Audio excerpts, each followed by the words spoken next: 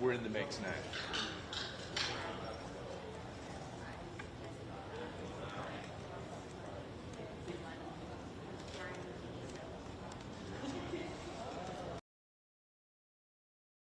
Charlie Kirk dead after being shot in the neck today at a crowded event on a college campus in Utah. One suspect is in custody. Police saying they are still looking for another one. Kirk was only 31. He was invited by a student group and was speaking when a shot was fired from a campus building about 200 yards away. He was killed while answering a question about transgender shootings and mass killings. Kirk and his political organization, Turning Point USA, were key to President Trump's 2024 victory. And the president has credited him with galvanizing and mobilizing the youth vote. Well, the president also writing on Truth Social, in honor of Charlie Kirk, a truly great American patriot, I am ordering all American flags throughout the U.S. lowered to half staff until Sunday at 6. And locally, Senate Republican leader Bill Scherer issuing a statement saying, in part, we totally condemn political violence in every form. Our country is founded on the principle of free speech. Today's disgusting actions undermine the very foundation of our democratic republic. The Republican Party of New Mexico issuing a statement as well, saying this kind of behavior cannot and must not be tolerated, no matter one's political affiliation. Political violence has no place in our society, and we must stand united in condemning it at every turn. New Mexico Attorney General Raul Torres also condemning political violence, saying the killing of Charlie Kirk was reprehensible and it should be condemned by every American. Our democracy demands that we unite against our nation's rising tide of political violence. Welcome back. We have some breaking news now at 13 past the hour. President Trump, in an appearance that is ongoing on another network, just said that there is now a suspect in custody for the Charlie Kirk assassination. We'll say that again. President Trump just now announcing that a suspect is in custody connected to the Charlie Kirk killing of a few days ago. The president just said this on Fox and Friends. I'll read the quote. I think with a high degree of certainty, we have him in custody. Essentially, somebody that was very close to him turned him in. And that happens, the president adds. He goes on to say, the tip stemmed from a minister, Trump says he believes, who passed the tip to a friend who was a U.S. Marshal. And then they involved the father of the suspect. We don't have an identity yet. We don't have a name of this suspect. President Trump himself saying that he learned of it just a few moments before he stepped on set.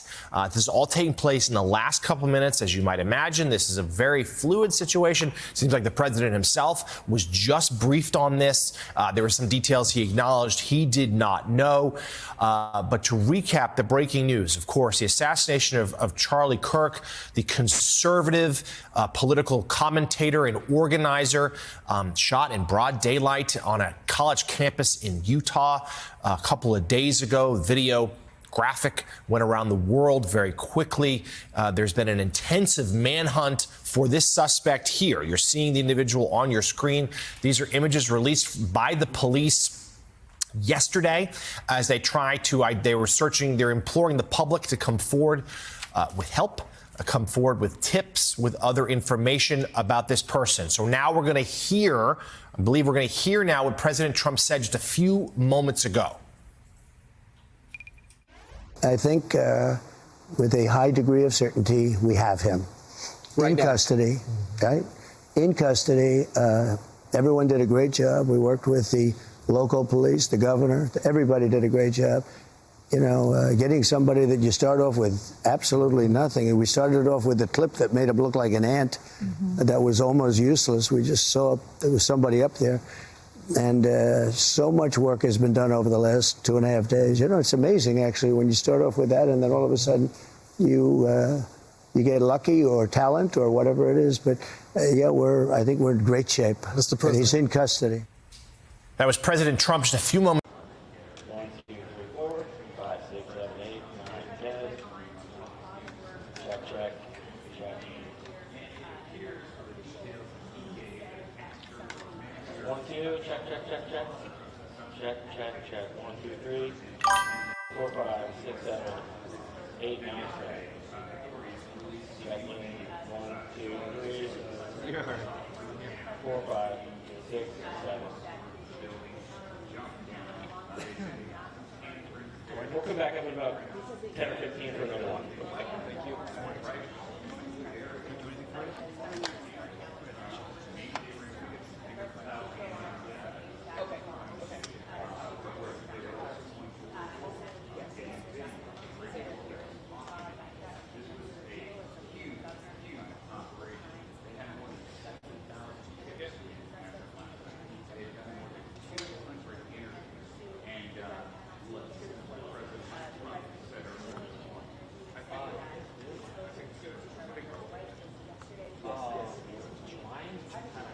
and then all of a sudden you get lucky or talent or whatever it is. But yeah, I think we're in great shape. Mr. President. And he's in custody.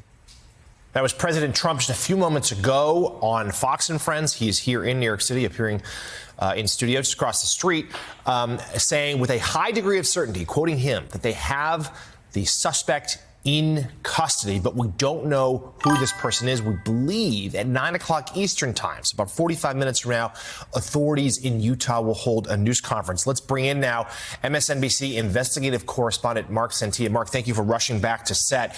This is obviously a breaking story. Just a few moments ago, the president said this. Is there anything else we've learned as to what happened? No, right now, I mean, this is a major development. For the president to say, quote, we have him. He's in custody. Obviously, major development. We're working the phones right now, along with my colleague Tom Winter, Jonathan Dienst, reaching out. We know, as you said, Jonathan, there's a 9 o'clock press conference. We were told about a 9 o'clock press conference in Utah. And then shortly after, the president made these statements. Again, quote, we have him. He's in custody. President also said talked about the great work that's been done over the last several hours, the last couple of days. At this point, we're just waiting to hear. This is something that is very, very fluid at this time. We knew they were close. We knew they had, Jonathan, 7,000 tips, pieces of digital evidence. They were following several leads. So we knew, just talking to law enforcement sources and sources familiar with this investigation, we knew they were on it. We knew they were tracking down several leads. And you just heard from the president. He said, again, quote, we have him. Yeah, I'm following along with the president's appearance. He says he hopes the suspect gets the death penalty. Obviously, you need a trial and conviction before that. He's moved on to other topics right now, including the nickname of the Washington Commanders football team. But we'll bring it to you if he says anything else. But to recap, just a few moments ago, President Trump, in a media appearance, said that a suspect in custody. No identity yet, certainly no sense of motive just yet. But it appears Ken Delanian is joining us now, MSNBC Justice and Intelligence correspondent. So, Ken, I'll come to you with this. It appears that the decision by the law enforcement in Utah to go public with these images is paid off. We carried that news conference live on our air yesterday, about 24 hours ago. The FBI in Utah said they weren't going to do that just yet, that they didn't think they needed to take that step. Well, they developed better images. We're seeing them here. They released them. They put out some video of the suspect both arriving and then fleeing the school after the shooting. And now these fairly high-resolution images in the stairwell, captured, I believe, by a campus security camera, these perhaps is what helped. Ken, what more do we know? Yeah, we're just working the phones, as Mark said right now, trying to understand what the president is saying.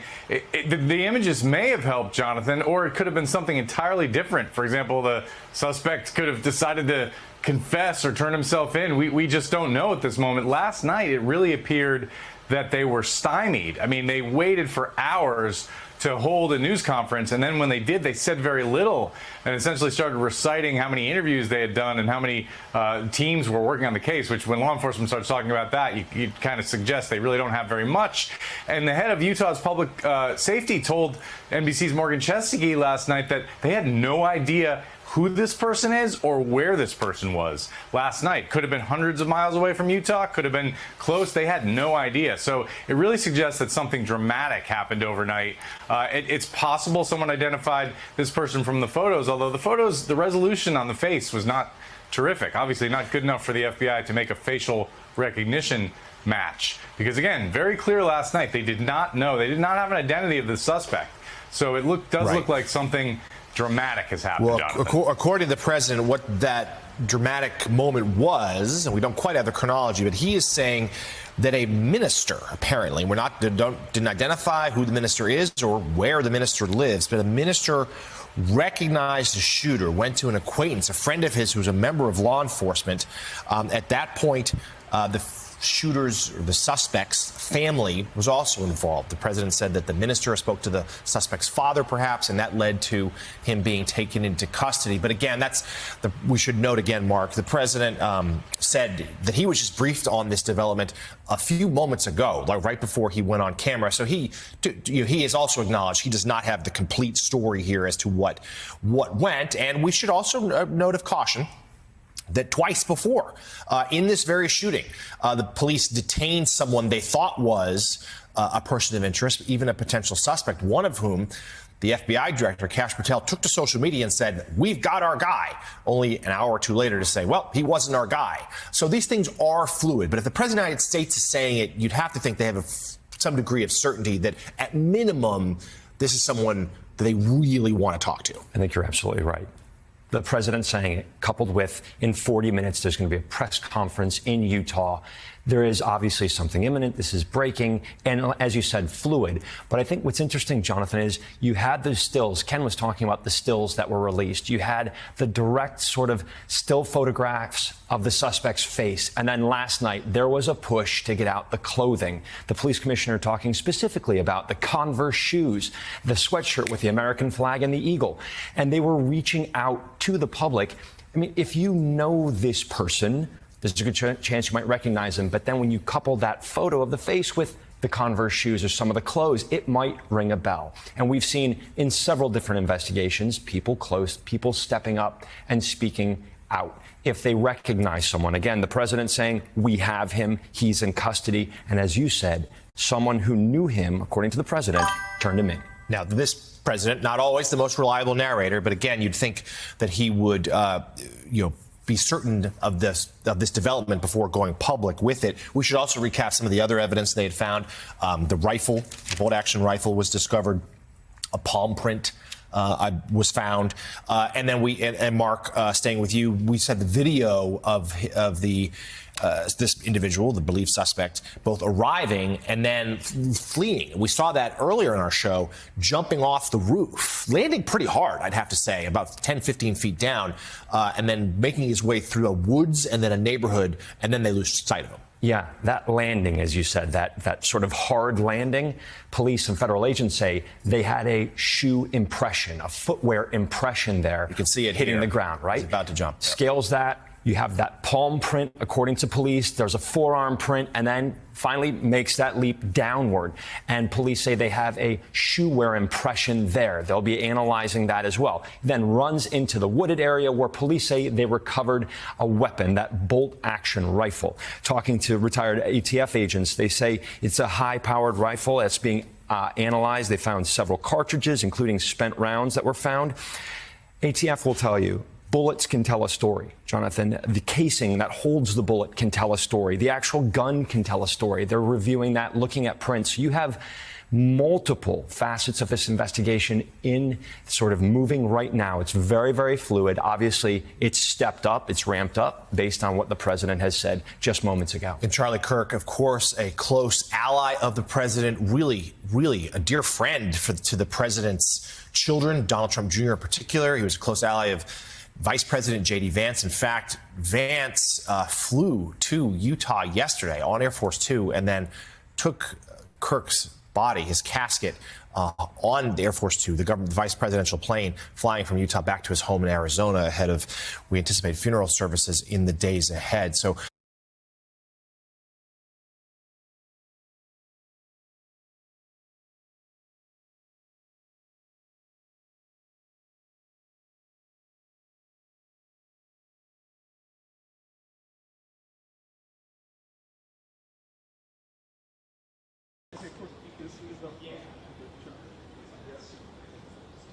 Jim, control room's asking, are we going to have two channels, one from podium, one for questions from here? You're getting that? Yeah, answer is yes.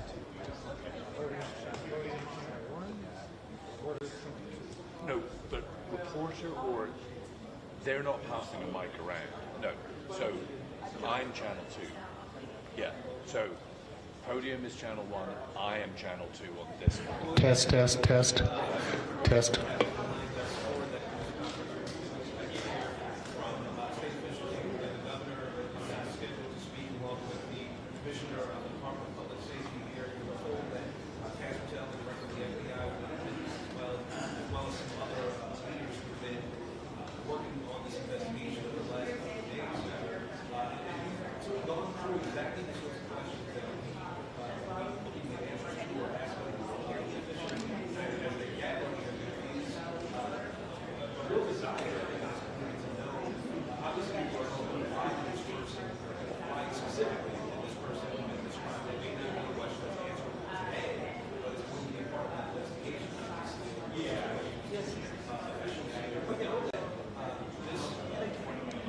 Greetings, peace, everybody. Welcome to Kiy NY7. The breaking news just moments ago, they said they do have the suspect in custody that they feel is responsible for the assassination of Charlie Kirk. A lot of you guys came in, it was over 400 of y'all. It's like 100 and something left now. Y'all some skanks that left. So right now they are preparing for a live briefing for everyone to see. Everything is in live time right here on my channel. You're not missing anything. In the meantime, though, as they're still preparing, what I'll do is just show some flashbacks, some review of what occurred at the Utah University just 2 days ago. Thanks for being here. It helps if you hit the like button. Consider subscribing. This channel is mostly based on inner community, spirituality, things to do with sexuality, and astronomy. Thank you.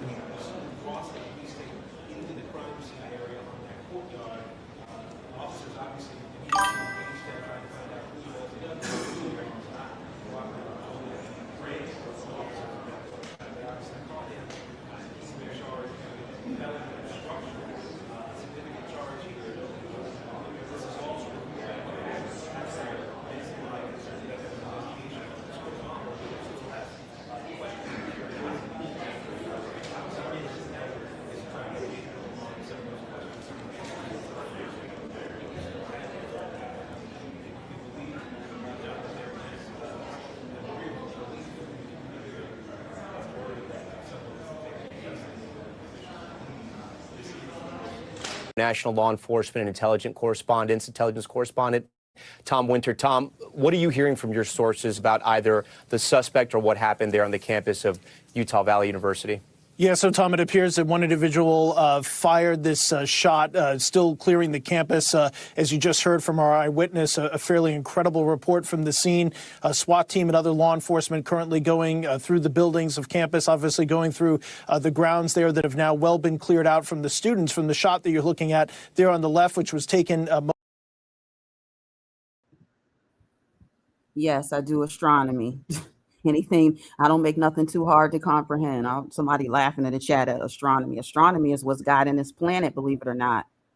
Yeah, I do know there's a huge space object headed towards Earth and the sun, right? Okay, just making sure. Feldy, thank you for subscribing. You are a wise person, I see. Anyone else that subscribes, if you're a private subscriber, I won't see it, but I appreciate you very much. And I expect you to come back. I'm going to read the poll and then I'm going to be quiet and just show the updates as we are awaiting the live briefing on the assassinator being caught. I put a question poll in the chat because the death penalty is in the state of Utah. That is already on the table, possibly. All right. So it sounds like a lot of folks have been in favor of that, at least somewhat, that have been on the public media. Again, my name is Kiy NY7. The question I put in the chat is, should Charlie Kirk's assassinator get the death penalty? 79% of y'all said yes. So most people are saying yes. Only 21% are saying no. So I just did this poll less than 10 minutes ago, just hit 10 minutes. There's 481 votes and counting as I'm speaking. So most of you guys are are in favor of the death penalty for this suspect. Okay. And thank you for answering the poll, and I'll check back in on it a little later. Thanks for coming through.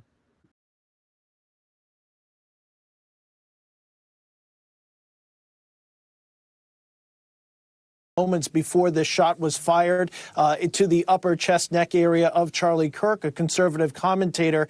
Right now, we have not received official confirmation on the name of the individual that has been taken into custody, and if in fact that will ultimately be the individual that's been charged as a result of this incident. The condition of Kirk as of this hour is currently unknown. I will tell you, Tom, that everybody in law enforcement, in the intelligence, counterterrorism threat space is paying paying very close attention to this shooting because it is part of a disturbing trend that they've been focused on, starting with the 2 assassination attempts against Donald Trump while he was running for office. You had the targeted assassination here in New York City of a healthcare CEO. You had an arson attack on the governor of Pennsylvania, a targeted shooting attack just several weeks ago. Last time you and I were on the air talking about a shooting like this on 345 Park Avenue. And right now, law enforcement, among other incidents, by the way, right now, top law enforcement officials in this country, state, local, federal, all paying attention to what is a disturbing trend, and it's this, that people are using violence to solve their differences or problems in these targeted shooting attacks. It is something that, from a terrorism standpoint, we've seen terrorists do this in this country before and obviously abroad, but now individuals are acting out instead of trying to solve differences in a democracy, are apparently trying to take it upon themselves to fire weapons at individuals or attempt to fire weapons at individuals. Also using fire, as we saw with the Shapiro attack in Pennsylvania, and as we saw the attack on a group of elderly Jewish individuals in Colorado who were just supporting the hostages that were taken by Hamas, a fire attack there. So this is top of mind. It's been a discussion I've been having with law enforcement officials all this week, and it is something that presents a very steep security challenge in this country, where you're on a campus, whether you completely agree with Charlie Kirk or not, is a place traditionally where speech has been a spot where it's happened. And now law enforcement has to consider what type of event is going to draw this type of action and how can we possibly defend it. Tom, it's an enormous challenge. We thank you for watching, and remember, stay updated on breaking news and top stories on the NBC News app or watch live on our YouTube channel.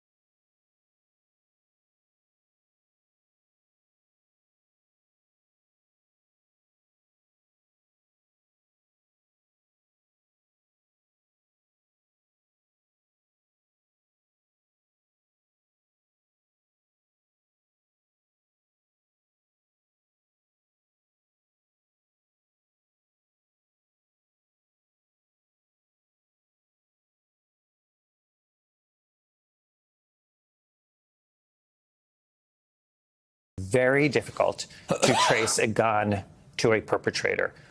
Unlike a car, where when you have a car, we can know from soup to nuts when it came off the lot and every single owner who had it. That is prohibited in this country. So you can have for guns, it's prohibited. For guns, it is prohibited. You can figure out when the gun was manufactured, but it is very hit and miss if you can trace who has owned it. There are all sorts of loopholes, and so just having found the gun, it obviously can be useful. There can be information there. But it is not the case that there is a record in the same way that you would have for the VIN, the vehicle identification number, for a car where you know exactly from person to person to person. So I just want to make sure people understand, because of the laws in this country, this investigation or investigations like it don't have necessarily the tools that you might have in other countries to do that kind of tracing. Ken Delaney, we're continuing to run the video that was just released, which in effect was the entire purpose of this press briefing, was really just to release this video that they have been, obviously has been in their possession for quite a while. They were ready to do this apparently much earlier in the day today. any indication of why this was delayed so long, given, as Andrew says, they wanted to get this information out to the public. They've had it for quite a while. The public could have seen this many, many, many hours ago. That's right, Lawrence. Well, one reason was stated fairly explicitly by Utah officials hours ago, which is that they were waiting for Kash Patel, the FBI director, and Dan Bongino, his deputy, to land in the FBI jet so that they could attend this news conference, and where they didn't speak and they stood in the background. And there's also, it's a bit perplexing because they did say earlier in the day that they were going to have a briefing at around 2:45 p.m. and then they canceled that, citing rapid developments in the case, which led a lot of people to think that they were closing in on a suspect. But then you had Bo Mason, the head of the Utah Department of Public Safety, tell NBC's Morgan Chesky tonight that they have no idea. He used those words. We have no idea the identity or the location of the suspect. Don't know whether the suspect is still in the area or has fled hundreds of miles away. And you know, that's not a failure. I mean, these are difficult investigations. Andrew cited the Boston Marathon bombing. You can also think about the Luigi Mangione case. It took them 5 days to arrest Mangione, and only after help from the public, after a McDonald's worker spotted him based on a photo. And that's exactly what they're hoping for in this case. Unfortunately, the photos of his face are not terribly clear. But it just does show that despite all the video evidence they've collected, all the presumably the cell phone location evidence they've gotten, and the tips they've gotten from the public, they really don't seem to have made much progress in figuring out who this person is and where they are. I mean, when law enforcement agents start to just telling you the number of interviews they've done and how many agencies are responding, you know they don't really have very much to say of substance. And I wanted to make one other point, Lawrence, which is the governor said very clearly, the governor of Utah, that Russia and China are spreading disinformation about this situation, which they often do, as Andrew well knows, in mass shootings and other kinds of instances of controversy and mass violence in the United States. The thing that the public needs to know about that is that this Justice Department and this FBI disbanded the Foreign Influence Task Force, whose job was to try to combat that malign foreign influence and to investigate it and to counter it. They've done away with it. They're not, the U.S. government is not doing that mission anymore, in part because Donald Trump didn't like the things they did about Russia, apparently. So it's really rather remarkable to see that governor of Utah lament the fact that our foreign adversaries are trying to exploit this situation while the FBI director is standing behind him, knowing that they have done away with the task forces that whose job was to attack that problem. Joined now by Jim Kavanaugh, former ATF special agent in charge. Jim, what did you learn in that press briefing? Well, I think the only thing that they told us new was the head of the troopers. He showed us the video of the killer egressing the roof, dropping down, looked like he had a rifle in a bag, hustles across the green there and then starts walking across the road and then dumps the rifle in the wooded area. So we'd never seen that video. And then, of course, the still pictures, Lawrence, that are on the staircase, they're pretty good, but it seems to me, I can't tell from what they said. Is that from a video? If you have a video of that, release the video, because if you don't know who this guy is, you really need the help. Or if you have better still pictures of his face coming up that stairwell, get those out too. At this point, it's not going to hurt you to release more video and more stills. Just get it all out there. I think one thing we got to contend with, and the commanders need to contend with, this guy may not be local to, Orem, Utah. He could very well be a traveler who stalked Mr. Kirk, come from far, another state or something to do this. He doesn't have to be a local person. So he could very well have traveled to commit his assassination. So as far as the press conference to be delayed, I've seen this happen so many times. It's always delayed.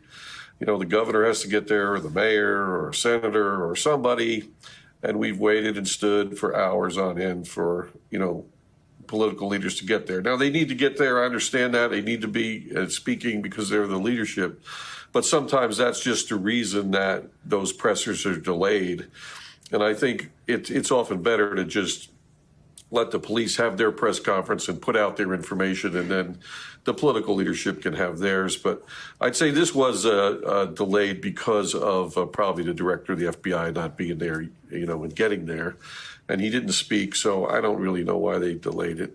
They missed an opportunity, I think, to emphasize the $100,000 reward more, especially because they don't have a clue who this person is, and the person may be a traveler. So you want to reach the widest audience you can. You want to push that money out as best you can and get those photographs and videos out as much as you can. This is your opportunity while the nation is paying attention. Lawrence? Jim, the governor did say, quote, a lot of forensic evidence is being processed. Based on what we know now, the limited information we know now, what might that evidence be? It's going to be fingerprints, DNA from the rifle, from the towel that surrounded the rifle, probably sweat DNA. It's going to be DNA from touch on the rifle. Fingerprints, there'll be large and heavy on fingerprints on the FBI lab, on the cartridges that are inside the magazine of the 30-06, the unspent cartridges that the killer probably loaded before he even wiped it down. So that's a good place to find them. So there's a lot of evidence to be found there. There's also the trace of the gun, and that may still be ongoing with ATF agents trying to run that down. The gun could have been sold retail, Lawrence, years ago, and they're trying to run it down to a purchaser. That can sometimes produce fruitful leads. There's got to be other stuff out there. There's got to be other cameras that were at the scene from citizens. I think they're missing some opportunities. Just when they showed that video, they should be saying, if this is you in the red car that's driving out right after the shooting, and you're driving out right here in this red vehicle, call us. We want to talk to you. Maybe you can tell us something. I mean, there's so many people in that video that they can, encourage to come in and tell us something. Now, maybe they've interviewed them already, but I'm just saying, reach out, enlist the support of all the citizens because they all want to be on your side. It's everybody in the police versus the assassin. And that's how you got to leverage it so you can get the information. It'll pay off. I would just close with this. They're going to catch him because there's going to be plenty of DNA, fingerprints, hair on that rifle, or they'll trace it to him, and they're going to have it. They may just need his identity. This is not a guy with a long criminal record, probably, and this is not some special operations guy. It doesn't take a lot of talent to do what he did. So they'll be able to catch him once they have the fingerprints, DNA. Then they just got to get the suspect. Once they match that, it'll be an arrest. Ken Delaney, I want to pick up a point Jim just said about it doesn't take a lot of talent to do this. NBC News reporting today, according to multiple firearms experts, said the weaponry available today would allow even a novice shooter to pull off such a hit. What have you been finding on that, Ken?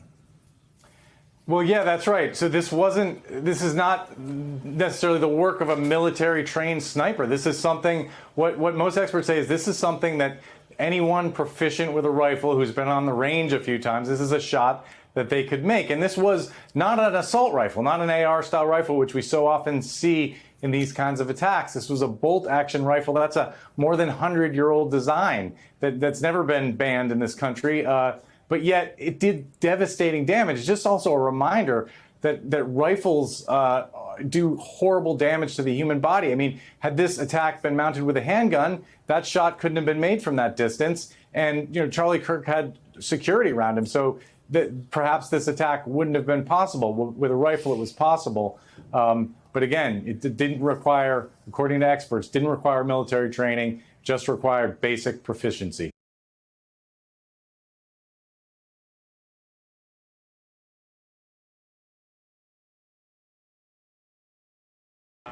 Ready access to arms. It can lead to no announcements. We saw you approaching those and clearly it's a fear of ambiguities.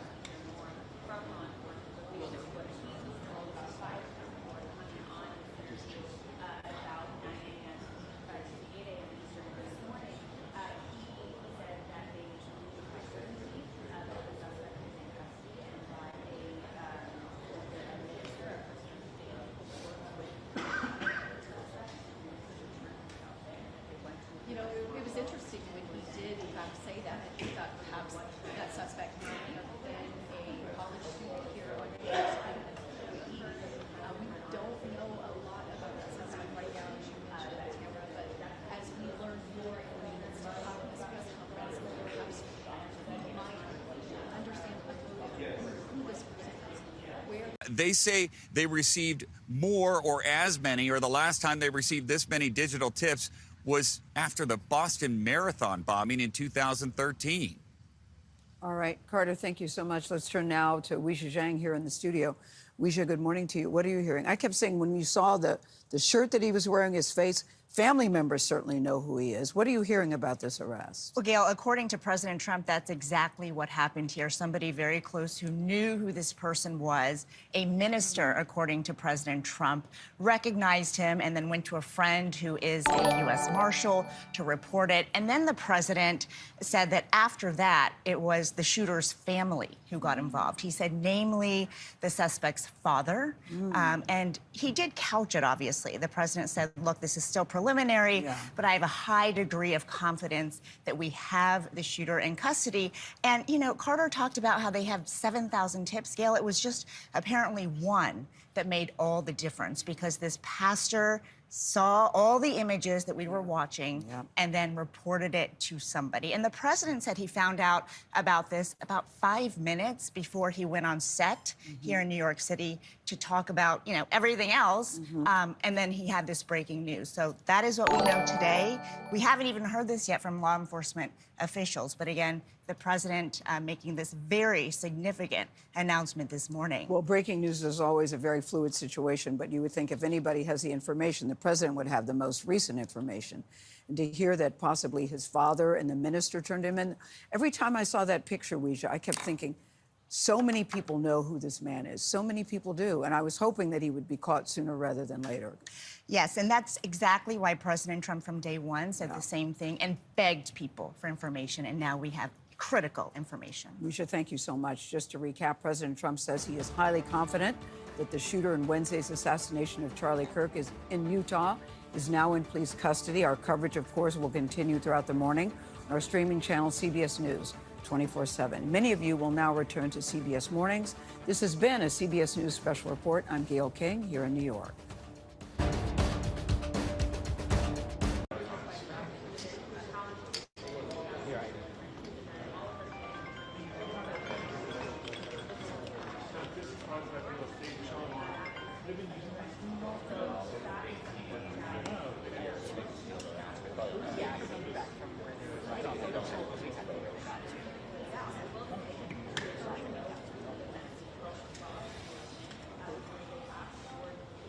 So still no official word on the start time. We will try to give at least a 5-minute warning on that, but we'll do our best on that.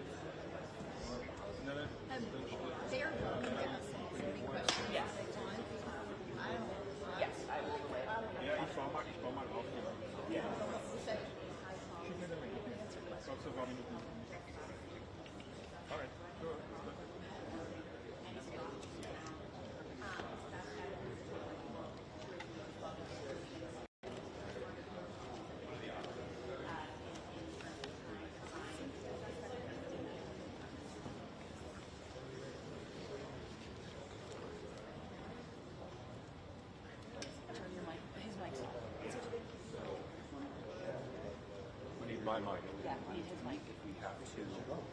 Huh? I mean, I haven't touched it either, so. Is that Nick's mic or is that someone else's mic? 1, 2, 3, 1, 2, 3, 1, 2, 3. 1, 2, 3, 1, 2, 3, 1, 2, 3. And as Chris was just saying it seems so because we do have breaking news. President Trump, in an interview with Fox News just now, and I believe the interview is still happening, said the following: I think with a high degree of certainty, we have him. Let's get straight back to Nick Watt in Utah on the ground. He was headed to go to this press conference. So, Nick, we now hear this from President Trump.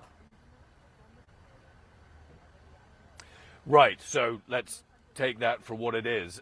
We have not heard any more information here yet on the ground to confirm or add any more detail yet to what the president has just said. But listen, as I said earlier, as we were just hearing, Yesterday, during the day, there were increments.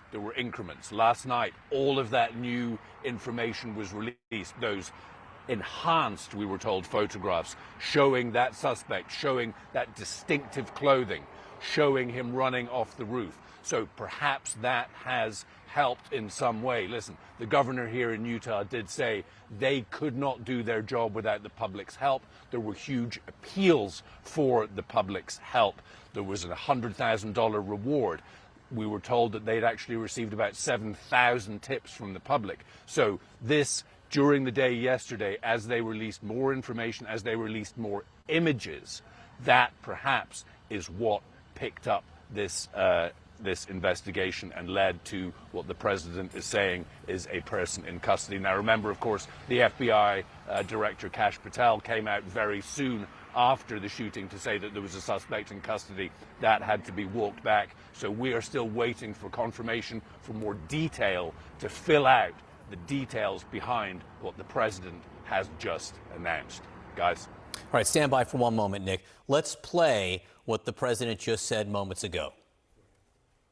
I think with a high degree of certainty, we have him in custody, right? In custody. I don't want to go too far. I'd like to tell you some stories at how it happened, but essentially somebody that was very close to him turned him in. And that happens when you had some of those good shots. Somebody is going to say, whether it's a parent or whatever, I'd rather not say right now. They're going to announce it today, sometime later, probably talk about that.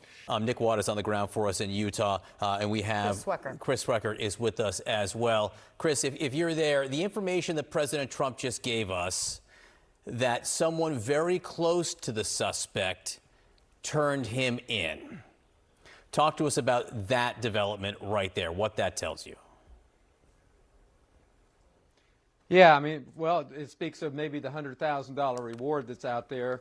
That's a pretty good incentive to turn in somebody in.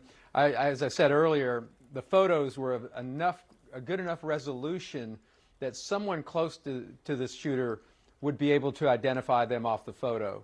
And I was shocked yesterday that he wasn't identified more quickly because, I mean, just the pervasiveness of social media and the mainstream media. And you'd have to really be hidden away to not have seen his photo out there. So it took a little while, but it appears that he's probably in custody. And it's not surprising or shocking that someone close to him actually turned him in. I was going to ask that bit, Chris, that it is not surprising. And often it can often be that it's someone close to them sees it and decides, for whatever their motivation may be, when they see that person, then they make the call. Is that what you say is traditionally kind of more what happens in these big cases like this? Yes. Yes, and $100,000 actually is a large amount for an FBI reward. You don't want a reward so high that you invite all the crazies to call in and all the opportunists to call in. And you just have to be very careful and circumspect about the amount of the reward and even putting out a reward at all, because it does draw in a lot of leads that are extraneous, and those have to be gone. You have to sift through all of that. But they were very deliberately withholding all of that information as of early yesterday, because you don't want, if you're on to somebody, you don't want to tip them off that you're on to them, and you want to have the element of surprise as you go through the investigation and manhunt. But they clearly hit a stumbling block after that 9 o'clock press conference, and within an hour or so, they had the photo out there. Again, it is surprising that it didn't happen sooner, but it could be that you know who the person is, but you don't know where they are. So that may have been the situation. A lot of information will come out at 9 a.m., but Kash Patel misspoke on Wednesday, which was, I thought, not appropriate, very inappropriate. But I don't think Donald Trump would misspeak today. He sounded very certain about what he was talking about. And he's saying a lot more. I want to note here, he is saying that it was a minister involved with law enforcement who was involved in guiding law enforcement to the suspect, and also ultimately he said the father of the suspect got involved. Obviously, we'll get much more from other officials as this develops, but that's what the president is indicating so far. We'll keep listening in there. With us, joining us now also is Ed Davis, former Boston police commissioner. These moments, assuming that this is the person, what happens in these first moments when a suspect in a crime of this nature is taken into custody?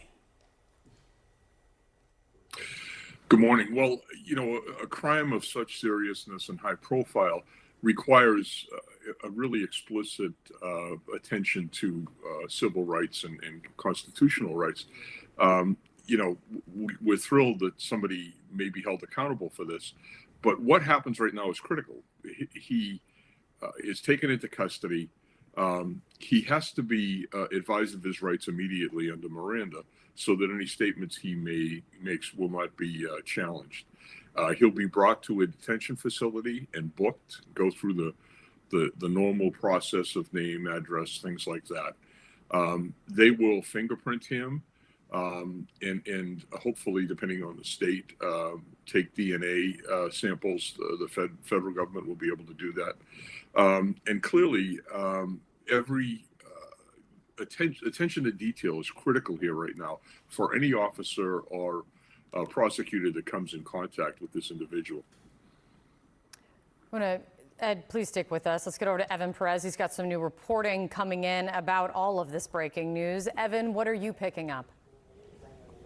Well, Kate, you know, we've been watching this overnight because we'd heard hours ago that the law enforcement had taken into custody someone who they thought or had been reported to be to match the description of the shooter, that image that the FBI and that the Utah Department of Public Safety had put out last night that showed the image of the shooter. And so what happened in the overnight hours is the FBI and the local authorities there went and picked him up and have spent the last several hours interviewing him and trying to understand, make sure that they have the right person. Now, it's clear that President Trump is getting briefed by the investigators, and he believes that this is the right person.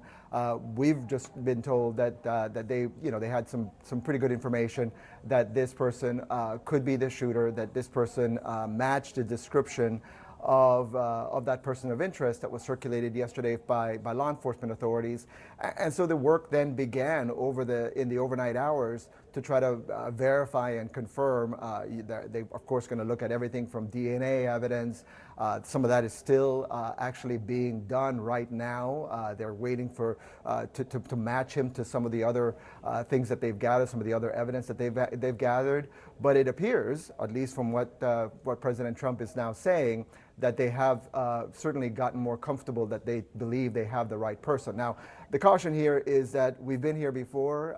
The FBI director wrongly tweeted that they had person arrested, the shooter arrested. He suggested that the shooter had been arrested, only to retract that. And so we're all being cautious here. Certainly we were all, once we heard this, wanted to make quadruple sure before we even told anybody about it, because of the very nature of this investigation. Obviously, it's a lot of pressure on these investigators to get the right person, but that work is still being done. The evidence is still being analyzed, and they're trying to make sure that they have the right person, and that work is still being done by those investigators in Utah.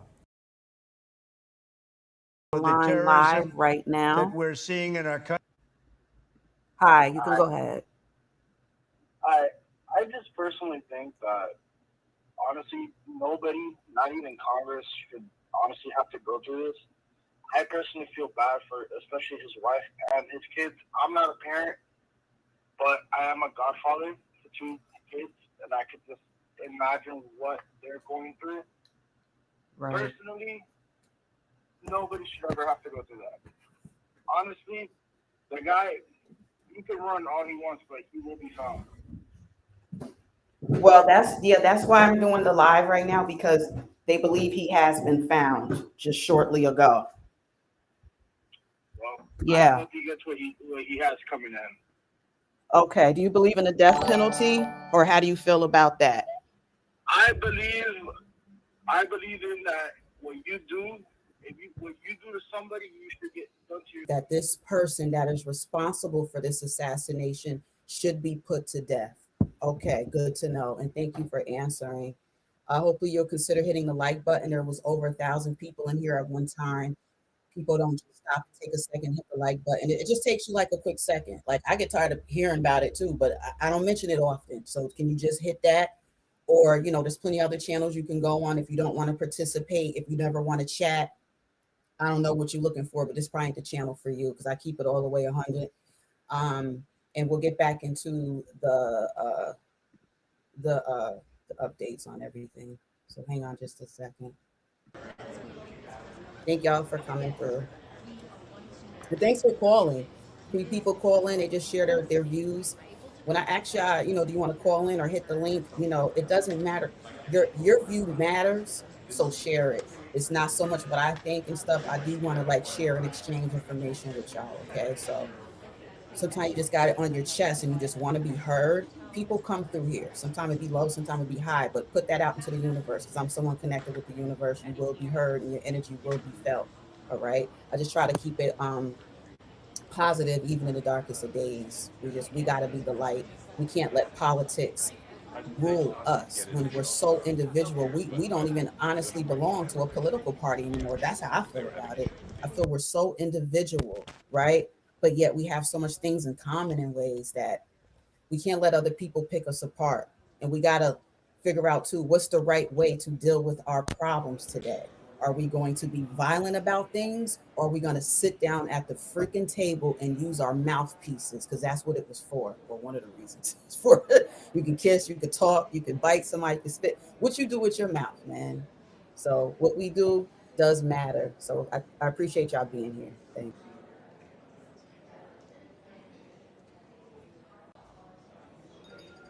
Okay, we got another caller possibly. Greetings, Kiy NY7.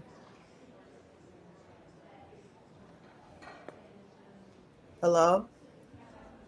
Yes. Hi. Is this the internet? Yeah, you're live on Kiy NY7. How are you? I'm doing great. So I just want to make sure I got the number. So another thing I wanted to make sure I got right. What is your position on the whole thing? I'm not clear on that. As far as what? The death penalty or what? Which the whole You thing. decided to stream the whole this developing Charlie Kirk story. So All right. Well, the take on it. oh, my take is as soon as he was murdered like that, just like a lot of murders that have to do with politics, I know where it's coming from. My brain automatically knows that it's never going to end anything. People feel like taking one person out is going to solve the problem. It's not, so that's what's frustrating is that as a nation, we've become individuals that feel like that's the only way to solve our problems. Or I know how to really do it. I'm going to do it this way. So it's not right. Are you still there? Or that's okay. There's somebody calling. Oh, okay. No, I heard a beeping. That must be someone on the other line. Yeah. So, oops. All right. So we're still here. Thanks for subscribing, Sally A. Yeah. So as far as the death penalty, I'm iffy about that. I honestly can't. I can't say when it comes to the death penalty because I do believe in like street justice in a way, like do what you got to do. But I don't know that I totally believe in the death penalty because it's the government, it's the law saying we get to kill them if he kills somebody, but you don't. So I think civilians should have more leeway with that violent part, maybe not just the government. I don't know. I just, it doesn't make sense in a way. It really should make sense because it was the death penalty is legal in Utah, so that Right. that was a past proposition, or that was a unified decision. So the people could be the street justice should take effect because it's already been supported by the people, and that's why it's legal in Utah. Right, but it's like who Why is it okay for the system, our criminal system, right, to be justified to take a life, but a civilian can't? I know it's illegal for them to do it, but you see what I'm saying? It's like, don't you go doing it. But if he loses in trial, in court, we may do it. So in a way, my mind doesn't wrap around the fact that it could be legal to take someone's life if you are, part of the justice system. But for a civilian to do the same thing you're doing, maybe we don't have a lethal injection needle, maybe we don't have a fire. Well, we got firing squads. We're not able to do it, but they can. So in a way, I don't know the way my brain works. It's like you're telling people they can't do something that you can do, when either way, it's taking someone else's life because of what they did. So I guess that's just how I feel about it. But his life should have never been taken. And to be honest, I don't know much about Charlie Kirk. I see everybody else does. He never came across my radar that I remember. So I hear, oh, he didn't really like Black people, taking charge. He didn't like Black people stand up for themselves and things like that. That would affect a person like me. But regardless, what that person stood for, you taking their life means what? You feel what I'm saying? Like the person that did it felt like they probably did so much, and yeah, look what I did. You didn't do anything but hurt people around him that cared about him. There's still a bigger race. I'm not saying he's a racist. I don't know. I didn't hear anything from him. There's someone that you're really going to dislike waiting to take his place. Just like at jobs, people can't wait till the supervisor leaves. You may get another supervisor that you really hate. So there's always somebody else out there that's going to offend you even more. Are you going to take all their lives? Because if so, it's going to take a lifetime to do it. I'm all about anti-racism here, and I know it's going to take lifetimes to solve that problem, but taking people's lives never will solve it. Right. So, Right. yeah. No, it's a lifelong endeavor. It's the North Star for which we're all should be moving towards. And I don't know that much about Charlie Kirk, other than he was a conservative. And the thing that upsets me the most is that people celebrate his death for his opinion. Now, he had controversial opinions, but what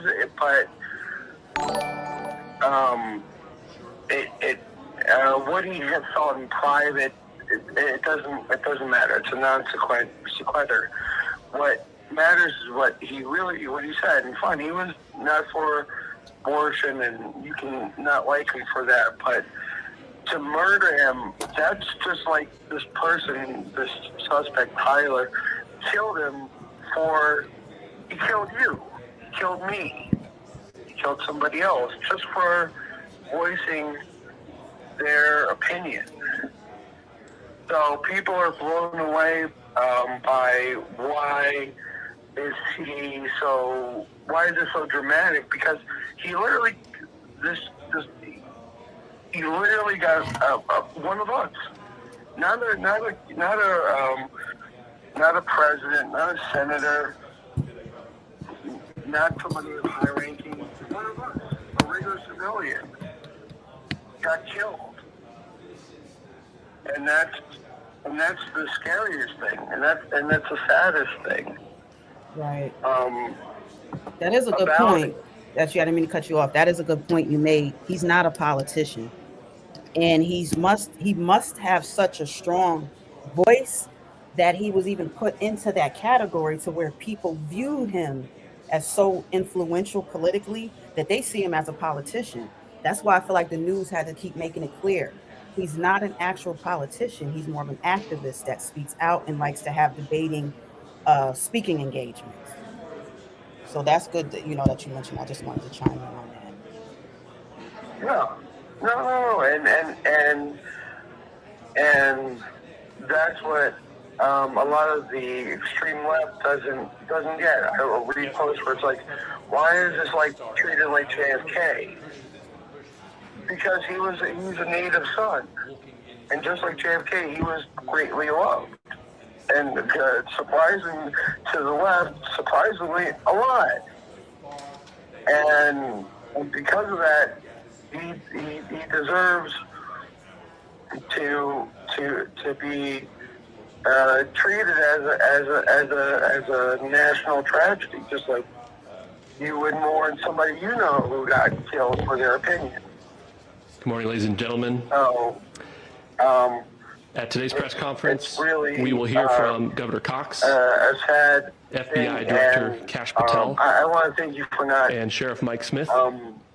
We also have with us wind and smoke up people's asses with on your channel with conspiracy theories, because there's other channels where it's like,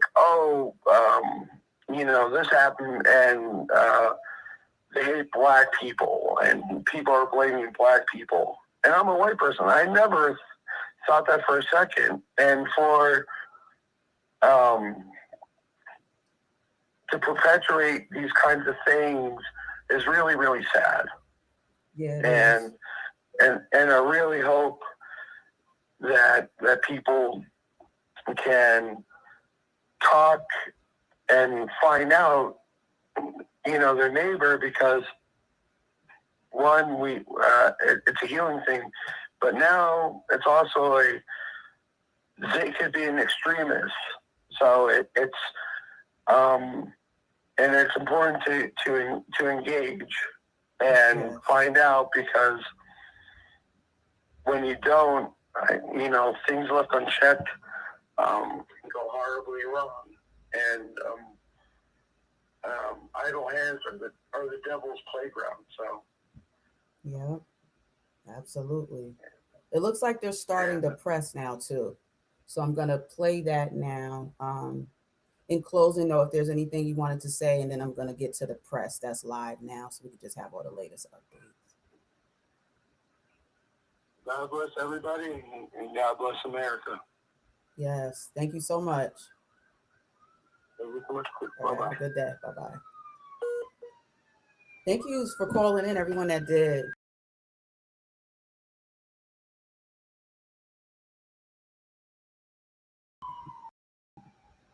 All right, sometimes noise wants to pass through all of a sudden, I'll be in a quiet area. But all right, so now we have live footage right now of the press, since they have captured the who they believe to be the assassinator of Charlie Kirk. All right, so we'll get right to that right now. Thanks for coming through, everyone, too. This is Kiy NY7. God bless America, just like you said.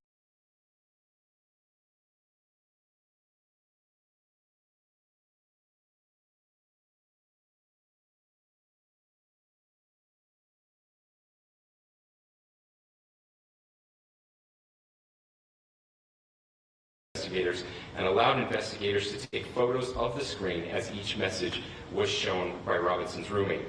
These photos consisted of various messages, including content of messages between the phone contact named Tyler with an emoji icon and Robinson's roommate's device. The content of these messages included messages affiliated with the contact Tyler, stating a need to retrieve a rifle from a drop point, leaving the rifle in a bush, messages related to visually watching the area where a rifle was left, and a message referring to having left the rifle wrapped in a towel. The messages also refer to engraving bullets and a mention of a scope and the rifle being unique. Messages from the contact Tyler also mentioned that he had changed outfits. I know there's been speculation as well as to the writing on those casings, those bullet casings, and I believe we have that as well. And I'll share that with you now. So the area north of Campus Drive Road where the suspect crossed over, you saw some of that in the video that we released last night, consists of a grassy area with trees on the edge of the UVU campus. Investigators discovered a bolt-action rifle wrapped in a dark-colored towel. The rifle was determined to be a Mauser Model 98 30-06 caliber bolt-action rifle. The rifle had a scope mounted on top of it. Investigators noted inscriptions that had been engraved on casings found with the rifle.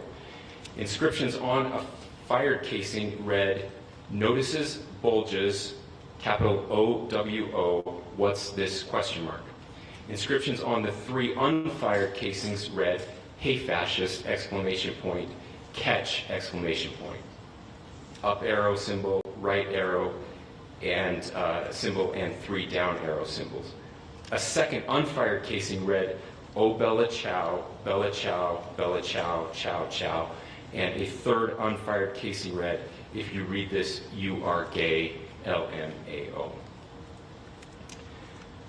We are indebted to law enforcement across the state who's worked seamlessly together, local law enforcement, state law enforcement, and our federal partners with the Federal Bureau of Investigation. We're grateful for everyone who worked together in such a short amount of time to find this person and to bring justice. I want to thank the public who has been so engaged, reviewing videos, helping us with sending in tips, and helping us get to this point. I want to thank the family members of Tyler Robinson who did the right thing in this case and were able to bring him into to law enforcement as well. I especially want to thank the family of Charlie Kirk, Erica, Charlie's parents, his children. I want us to be thinking of them as we bring justice in this case. They will be involved in that justice. We will be working very closely with them as we move through this process as well. This is a very sad day for our country, a terrible day for the state of Utah, but I'm grateful that at this moment we have an opportunity to bring closure to this very dark chapter in our nation's history. With that, I will now turn the microphone over to the Director of the FBI, Kash Patel. Thank you, Governor. This is what happens when you let good cops be cops. The FBI and our partners are proud to stand here today together to bring justice to the family of Charlie Kirk and honor his memory. I want to express my deep gratitude to President Trump, the Vice President, and the entire White House who have been so incredibly supportive with both resources and just personally to the FBI as a team. They had our backs the entire way, and I just want to express my gratitude for giving us the resources we need to operate in this space to bring this sort of justice at this sort of speed. In 33 hours, we have made historic progress for Charlie. Governor Cox, our partnership has been absolutely incredible these last few days. Our partnership will endure. Your state and local partners, your sheriffs, your DPS community has been unbelievably impressive in the hardest of times. And a case like this cannot be solved, cannot be brought without partnering with your state and local authorities. The FBI has a certain role to play. We will play that role, and we will lead after the federal government. Governor Cox, we are so grateful for your state partnership that led out on this investigation. A little bit of the timeline. Charlie was shot at 12:23 p.m. on Wednesday. The first FBI agents arrived on scene in 16 minutes with chiefs of police at 12:39 and secured the scene. The FBI immediately launched fixed-wing assets. We utilized these assets to transport personnel, specialty technicians, hostage rescue teams. We also utilized these assets to go back and forth from the East Coast and here in Utah to transport forensic evidence and other evidence that will be analyzed and is being analyzed at our FBI laboratories in Quantico and other laboratories, including the ATF. At my direction, the FBI released the first set of FBI photos of the suspect at 10 a.m. local time on 9/11. Then, shortly thereafter, the FBI reward of $100,000 was released at 10:45 a.m. local. Myself and Deputy Director Bongino arrived on the scene at approximately 5:30 p.m. on 9/11. The governor led a press conference last night at approximately 8 p.m.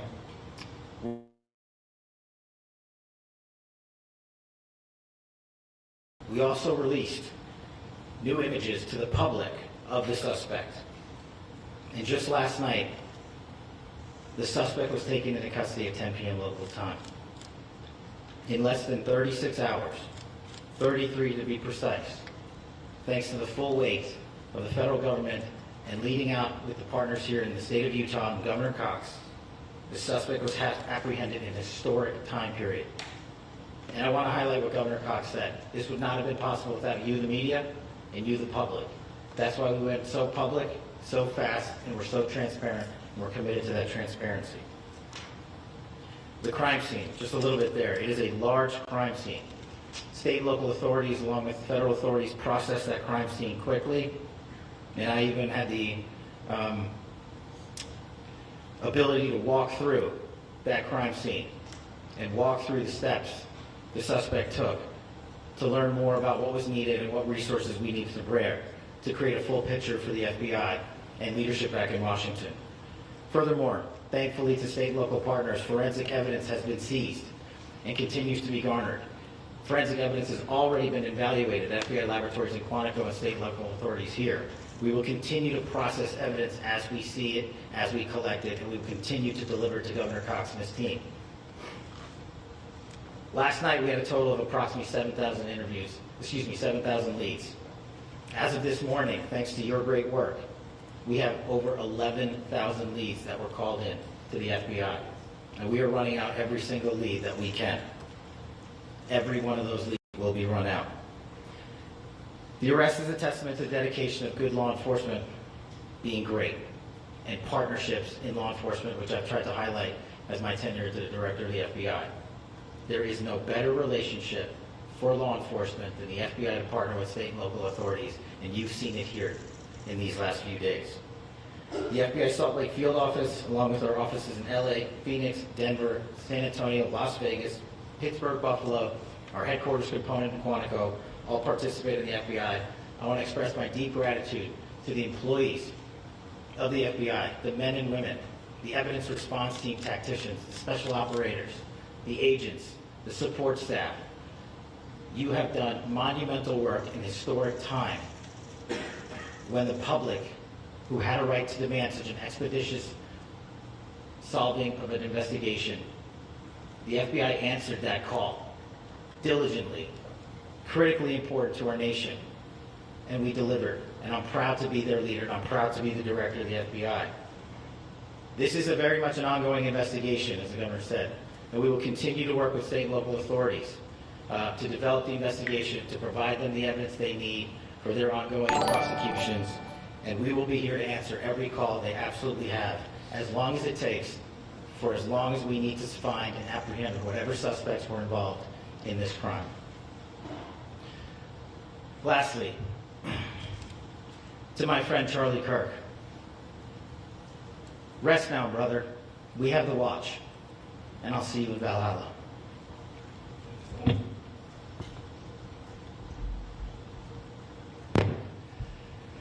Thank you, and good morning. I would just like to take a few minutes as the sheriff to express my gratitude for everybody who has played a part in this investigation. As you know, it's been a vast, a complicated, and a very, very fast-paced investigation. You're looking at people standing up here who are running on, if they got an hour's sleep in the last couple of days, they're probably lucky. It has been very taxing. It has been so impressive speaking on behalf of the local law enforcement to see the cooperation that we've seen in this type of case. Across the state, sheriffs, chiefs, our state partners have stepped up and have come to the call on anything that we needed. Our county chiefs have been phenomenal. Our Utah County Attorney, Jeff Gray, who's standing up here with us, has been phenomenal in leading us through this investigation. I would like to thank the federal government for their resources, their assets. Our local team here, our FBI team, has been extraordinary in helping us work through this and bring this person to justice. Most of all, I would like to thank the public, and specifically, I would like to thank the public who turned to prayers and who turned to positiveness for us. I would like to thank them on behalf of the law enforcement community because we needed those prayers. That's what we needed to get through this. We needed your support, and you gave it to us. We needed your patience, and you gave it to us. And I would like to thank you for the Kirk family because that's what they need, is your support and your prayers, and that will get us through all of this. So thank you everybody for everybody that has stepped up. We've had such a phenomenal response to this. Thank you.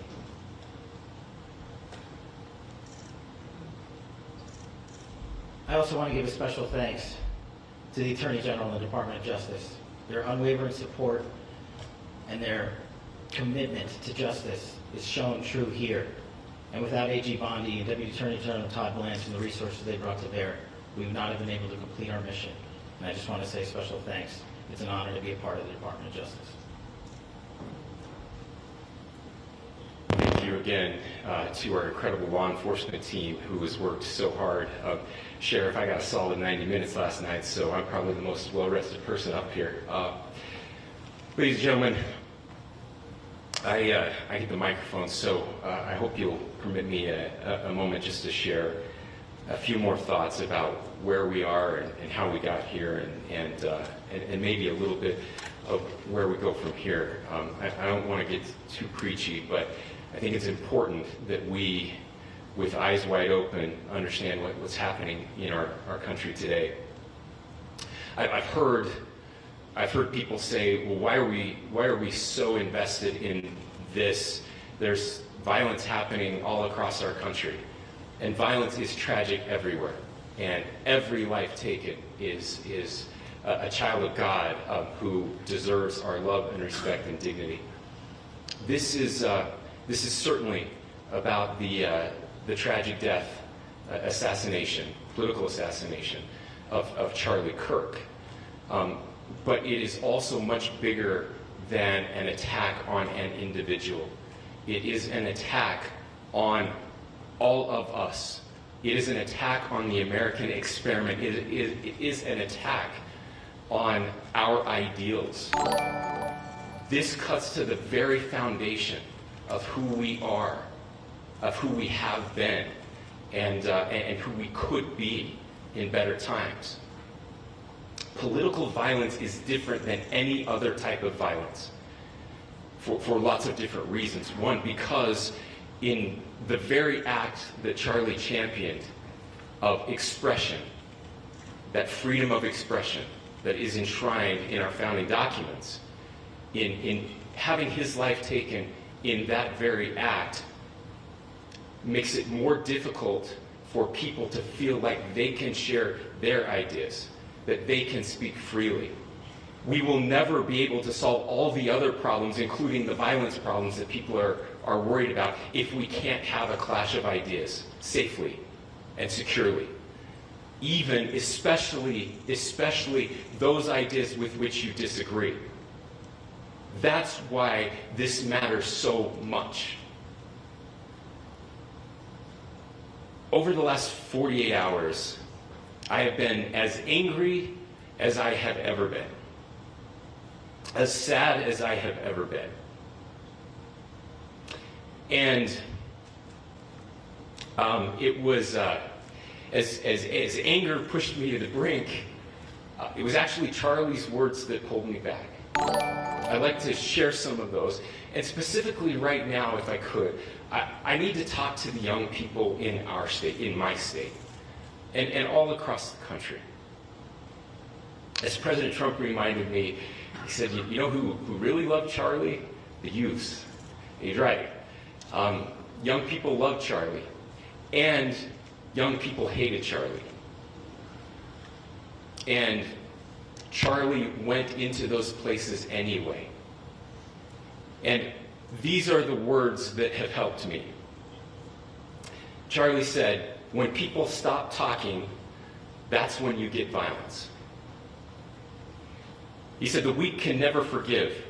Forgiveness is the attribute of the strong. The only way out of the labyrinth of suffering is to forgive. Welcome without judgment, love without condition, forgive without limit. He said, always forgive your enemies. Nothing annoys them so much. A few months ago, I referenced this last night, Charlie posted to social media, when things are moving very fast and people are losing their minds, it's important to stay grounded. Turn off your phone, read scripture, spend time with friends, and remember, internet fury is not real life. It's going to be okay. He again said, when you stop having a human connection with someone you disagree with, it becomes a lot easier to commit violence. He said, what we as a culture have to get back to is being able to have a reasonable agreement, where violence is not an option. Now, again, to my young friends out there,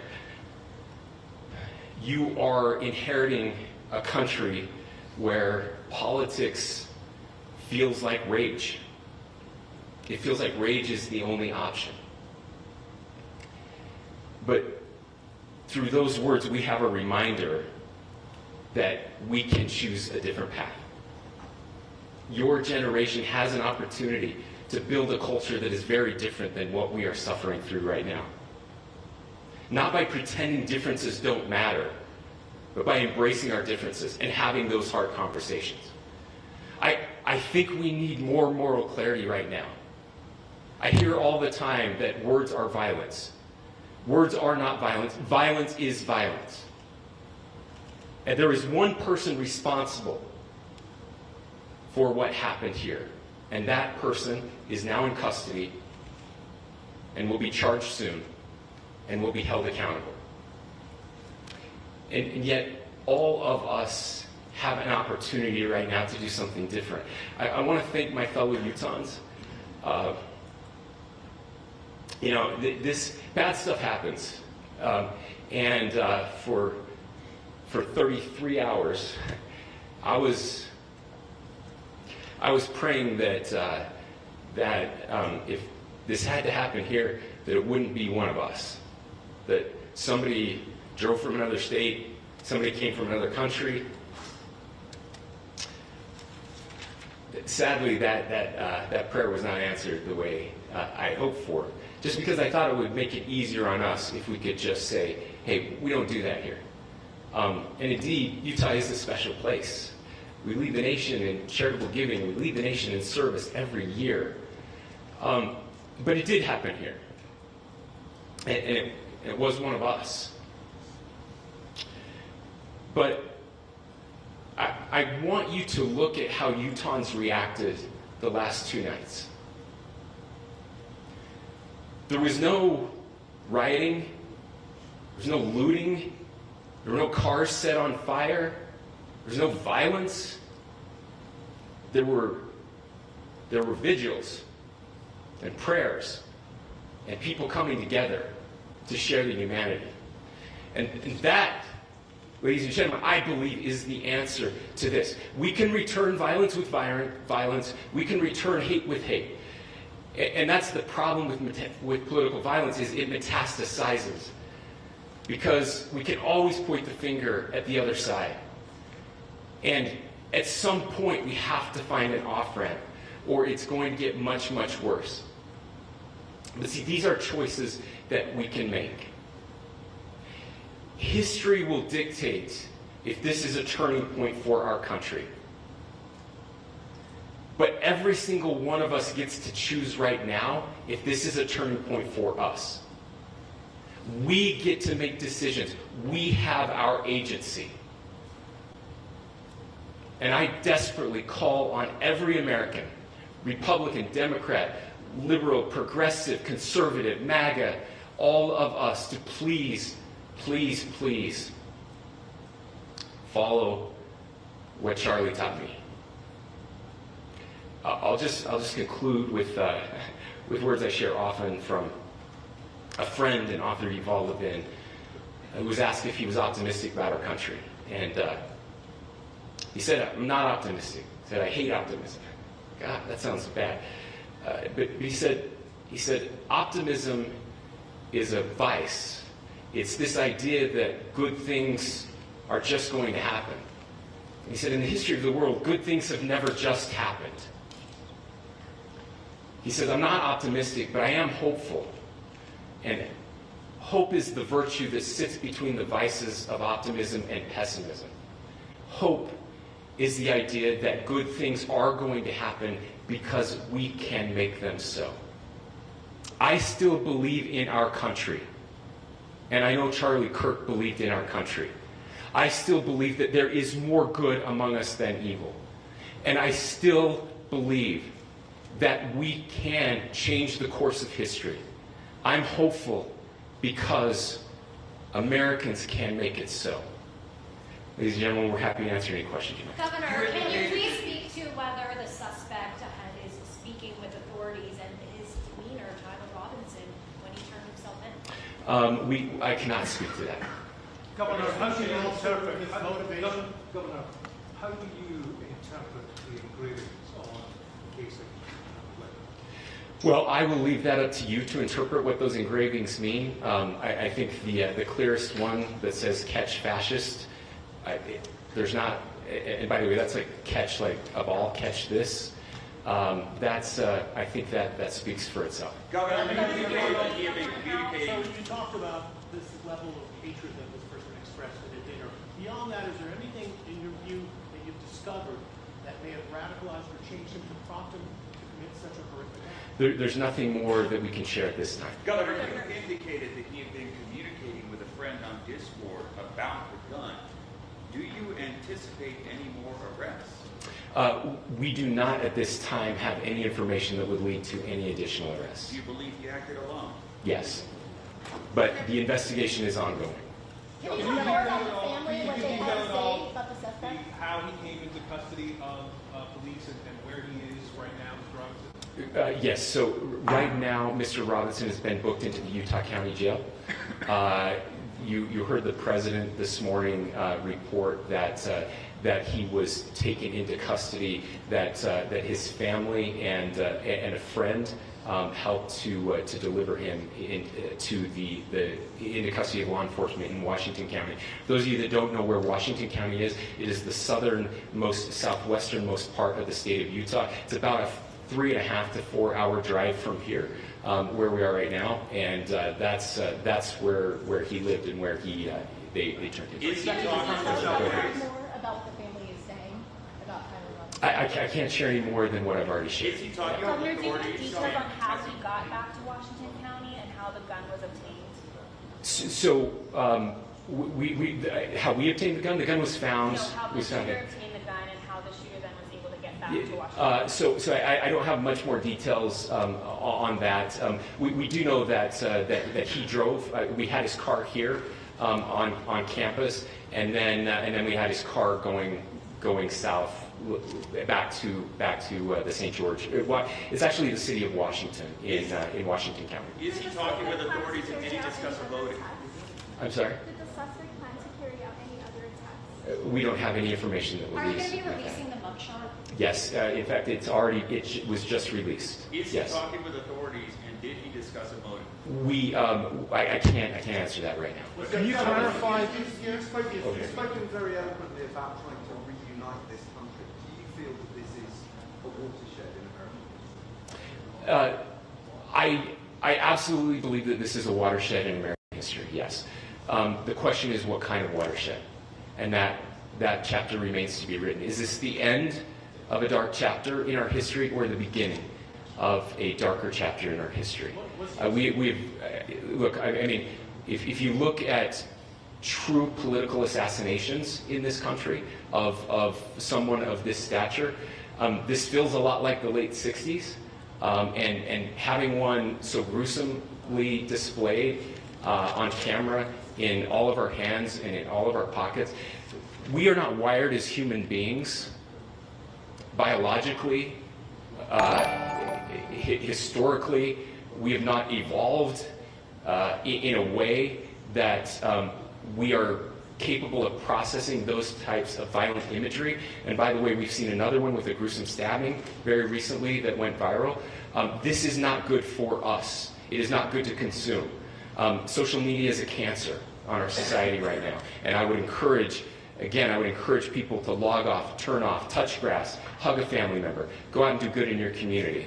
That is happening, and it's happening organically right now. I had a friend in a small city in Utah who said, we're getting together, the Republicans and Democrats in my little town are getting together to have a discussion tonight, last night, just to find a way to find their better angels. So yes, this could be, I mean, you know, again, you have to go back to JFK to have seen a video live of something like this happening. I wasn't born until 1975, but I know that things were really dark in the late 60s. Sorry to some of you. I know some of you were there. This is our moment. Do we escalate, or do we find an off-ramp? And again, it's a choice. It's a choice, and every one of us gets to make that choice. Two more questions right here. Could we clarify that the release of those enhanced images at 8 p.m., the timeline that Director Patel gave us, led to the arrest at 10 p.m.? Is there a direct connection between those two events? I cannot comment if there is a direct connection or not, but all I can say is that that through some process, the family came to know that this had happened. One more thing, Governor. Could you just clarify the clothing issue you mentioned earlier? Was he changing outfits? Correct. Just clarify this? Yes. So when he's first spotted on campus, he has different clothing on, and then he changes clothing on the roof, and then changed back into that clothing at some point, so that when he was apprehended, when he was arrested, the clothing matched the clothing he had on before the shooting here at UVU. Last question here. You said that the suspect was from Utah. Can you kind of tell us a little bit more about where, and was he a student here at this university, and is there any history of mental illness? Yeah. So I don't have any information on the mental illness part. He was not a student here at UVU. He was living and had lived for a long time with his family in Washington County. Thank you, everyone, for your great work in getting this information out. I would just say, process-wise, this may be important. I know many of you aren't familiar with the process in Utah. I think it's important that you understand that.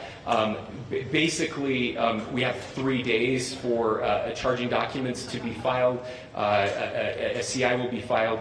We'll have more information then, more detailed information as those charging documents are filed in preparation for a preliminary hearing. So 3 days. So we would anticipate then that early next week those charging documents will be filed. We will obviously be working. The county attorney will be working very closely with Mr. Kirk's family as those documents and decisions are prepared and made. Thanks, everyone.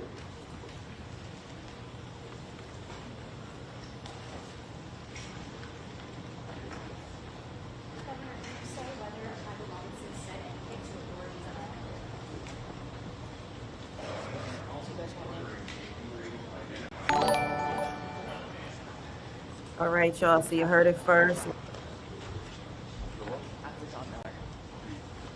Thank you for subscribing, Annoying More. That's a funny, interesting name. Oh, I'm sorry. If your name is Annoying, okay, that could be your name. I thought sometimes people just are charismatic with their 1 2 3 1 2 3 1 2 3 1 2 3. I'm gonna leave it there a while just in case, but I think that was cool.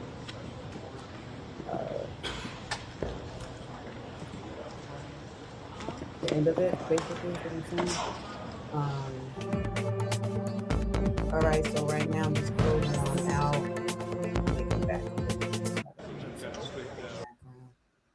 My name is Kiy NY7. I appreciate the likes that did come through. I appreciate you answering the poll question that I put in the chat, which was should Charlie Kirk's assassinator get the death penalty? Most of you guys said yes. How about to say, did I miss one again? So let me look back. Yeah, 81% say yes to the death penalty. Just 19% are saying no.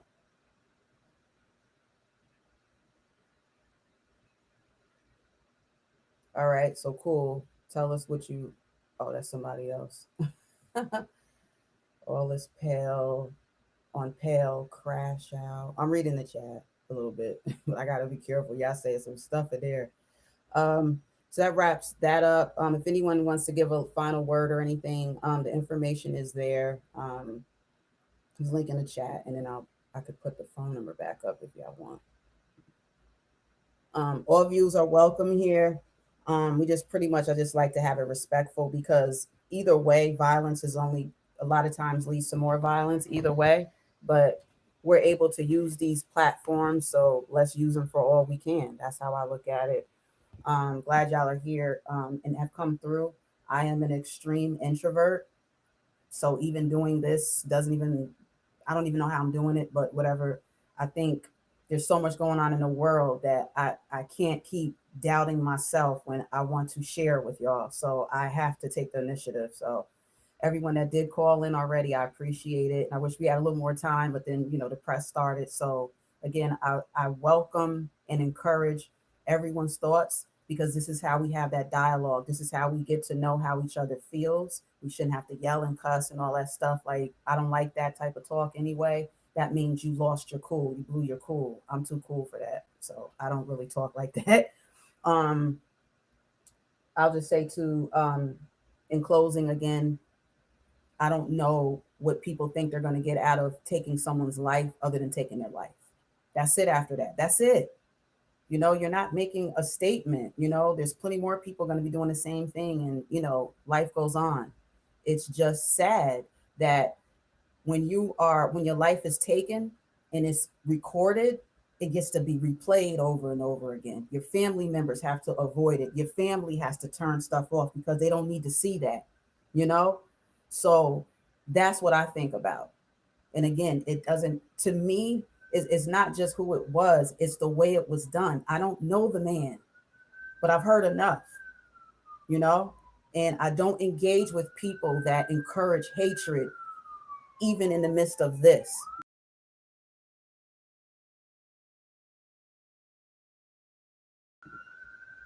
Dang, it's so annoying. I don't talk much. And then when I do, I feel like a circus is in town all of a sudden, or like the world of noise comes through. The world orchestra is here. Like, just stop. Not that the world's supposed to stop, because I got something to say, but I'm just saying. So I just want to say that, leave y'all with that, how things just replay with these assassinations, and it's horrible. My thoughts and prayers go out to those affected most. And I think about the college kids that everyone is just skipping by unless they want to speak and say what they saw. These college kids have been impacted for life because of the choice of one person.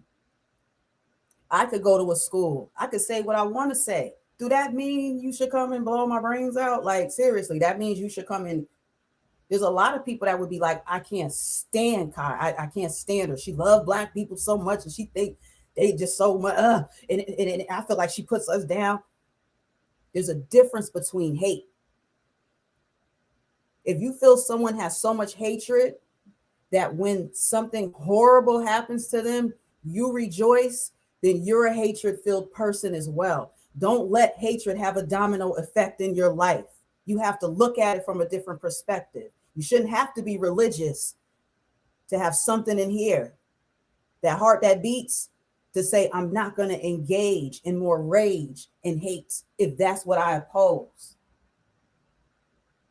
I refuse to click on other channels on YouTube that are rejoicing when certain people die, that are, I hope this isn't too, oh shoot, my bad. I never wore this before. I just got this because I just need to be comfortable. I'm a small, petite woman, and there's certain bras and stuff that don't work for me, even though I'm small. I don't got time for that. So, yeah, there's enough uncomfortable situations. So can a sister be comfortable in her top? So I just wanted to say that that's where I stand. With death penalty, my brain is 50-50. I never believed in the death penalty as a little girl. I was against it. We had debates in school, like stuff like that. I always was against the death penalty. Like, I don't know why, like the government feels they have authority to take someone's life. But if it affected me just as much, I can't do it. Like, you know what I'm saying? Like, and I know people are going to say it's legal for them to do it. That's not my point. My point is, why is it legal? So, you know, he may get the death penalty, he may not, we'll see, but it sounds like they are really pushing for that, just like a lot of y'all in the chat are. So we'll see what happens. All right. It's very interesting, and it's just troubling. It's troubling, you know. A lot of times with these shootings, most of the time it is a Caucasian white male. I assumed that's who he was before I saw the photo. It just confirmed it for me. I'm like, we knew. It's always it's usually that suspect. So when you see stuff like that too, it makes my mind wander too, because you hear so much about he didn't like trans, he didn't like certain. All I was really hearing was he didn't like Black people feeling like they got to get together and come out about stuff or whatever. They're not the ones that did it. So it's more kind of mind-boggling being an American, right? And seeing who you don't think would take someone's life because of their beliefs that are actually doing it. You feel what I'm saying? There's plenty of Black people that have resentment of Charlie Kirk from what I'm seeing, what I'm seeing. But we're usually not the ones that try to take you out. Like, y'all feel where I'm coming from? So that's something that some of y'all got to work out. This isn't Democrat and Republican anymore, y'all. Y'all can keep saying it's politics if you want to. It's demonetics. This is a spiritual warfare going on. And it's not because he's a Christian. It's because he was there and got the mic. Do you realize how many people want to take your life just because you are an influential person? They don't have to know nothing about you. We have so many incels, people that are involuntarily celibate. I've spoken on this. Some of them are our worst enemies, but they should be the best friends because they could reach a higher spiritual level like I have due to not engaging sexually with people. You don't realize there's a power with that. But people get miserable and they just look at life like, I'm tired of this. I'm tired of life. I'm tired of this. These are usually the ones that act out like this. These aren't happy-go-lucky people with things falling into place in their life. These are people that are already displaced mentally for some reason, and they coming for you. So I just wanted to say that, and also say, y'all have to stay physically fit. I'm not putting y'all down and putting myself up. I'm naturally, genetically have a certain figure, but I also work out from time to time. You never know when you got to run. Come on, they coming in churches. They coming at daycare centers. You never know. So y'all got to be ready. That's what I'm saying, is be ready. I've been saying this. You don't know when it's going to happen. Don't be stuck somewhere because you chose, extra calories all the time when you can eat healthier and still be full. There's ice creams out with less calories. There's all kind of salad dressings out that I'm fascinated with. Y'all should be too. I'm just saying, have your mental muscle ready and your physical body ready, because you're going to need it. Don't think that certain people are the target. You can get hit by accident. So be ready, be aware, look at your surroundings. When you're by yourself, y'all should be manifesting things and speaking to a higher power so that you could be led the right way. Because it's too much going on for you to just think that you don't need nobody, you don't need no spirituality, none of that. Really? And if you don't believe in spirituality, whatever it is of your being, you got to keep it right, y'all. There's people coming out here to take it, and they don't need a reason. Don't let that hold you back from speaking out, because not enough of y'all are speaking out. I was glad to have the phone calls I got. I had got phone calls so back to back that some people weren't able to get through, and I apologize. So, you still can at this time if you wish. So I just wanted to wrap that up. I didn't know, much personally about the man, but I knew enough, because as soon as he passed, there was a lot of well wishes coming and blessings, but there was also a lot of hate. So I looked at both and I was like, wow. But I already know before anyone else gets killed or whatever, that there's a difference in how we rejoice. I don't dance with the devil. I'm not going to dance with the devil because I feel one of his own was taken out.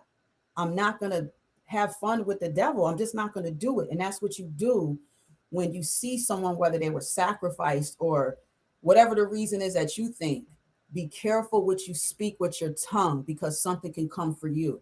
Don't feel like, no, only the bad people have stuff happen to them. But I can sit and speak badly and hateful with my tongue as a backlash, and nothing's going to happen to me. Yes, it will. Everyone learns a lesson. Watch what you say. So I'm just putting that out there. I know I'm not doing it. I can't be a part of people that rejoice when there's something that horrible happens. It doesn't make sense, y'all, because then it could splash towards you, because now you're in that cesspool of hate. Somebody that hate Black people. Now I'm supposed to hate all of his people. I'm supposed to hate his family. I'm supposed to hate. And who said hate? I need to hear it from myself. You know what I mean? Like we got to get that together better as adults, and then our youth can be better. We mad at the YNs. We mad at the young white college students sometimes, or running around. Who are the examples? We're their examples, and we can't even get it together. MF, please. Greetings, your live, Kiy NY7. Hello? Are calling still on? Yes. How you doing? This is Kiy. Oh, awesome. I'm doing all right. Yeah, so about this, I guess my just one question. I totally respect, not wanting to give in to hate. I think it's a very morally respectable position. But I hate that, it's a classic comparison. Hypothetically, let's say instead of Charlie Kirk, it was Hitler. What's your reaction? That's a good question. It would, he had a very high power. So some of my first thought would probably be a little bit like, oof, like a relief in a way. Not saying I want to rejoice, but maybe the gas chambers will go away now. If I was one of the slaves there, I would feel relief, but then I would still be thinking, but who's next? Am I still a slave, or am I still looked down upon so badly, being a Jew or a Black or a disabled person, which I'm somewhat of all. But it still would be the same. And if you're talking 2025, it's a different year. So I think my mindset would probably be different, because that was just a different time. But if you're just going to look at a person of influence that was such an extremist and a hateful man, it would be the same reaction. It would be the same reaction, because there's so many he's taught his legacy.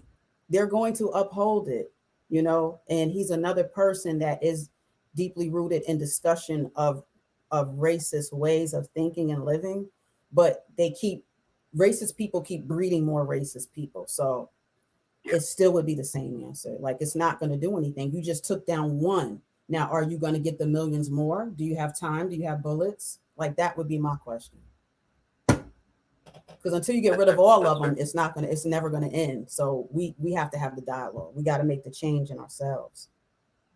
Yeah, no, I agree. I think the only thing I have with it is I feel like a lot of people are missing the idea that he in some way caused his own death, because like this is what he was advocating for. But yeah. When you say this is what he was advocating for, what is that specifically? Yeah, he had he had a lot of quotes where he argued with people that a certain amount of gun deaths every year were necessary to he had a specific quote where it's like it's a rational deal to trade some gun deaths every year for the Second Amendment. So I'd like to believe if he survived the shooting, that to be consistent with his own arguments, he would have to say that the shooting was fine, which is kind of funny. But okay, I see what you're saying. Yeah, that falls into a bit of my own ignorance to what he spoke on, what he had to say, and everything. Yeah, I mean, if that's what he believed, it's then I don't know how he would have reacted to this, because now it's him, and somebody definitely tried to well, if he survived, he would see somebody tried to kill him. But yeah, I mean, what you do speak with the tongue comes to you. And I'm not saying that it didn't happen to him, because it very well could have. But my position is, what do we do now? And should people be rejoicing when someone is assassinated, regardless to why? I look at it like that, because that's what the higher power has put in me. So I just can't, I can't get down with the whole, if he spoke it to existence, that's him. But as Kiy, I gotta watch what I speak to my existence. You know what I'm saying? Even as an African woman, everything. Like I gotta watch my tongue, because I know how special and powerful it is. And I just suggest other people do it too, because you don't want to meet your demise.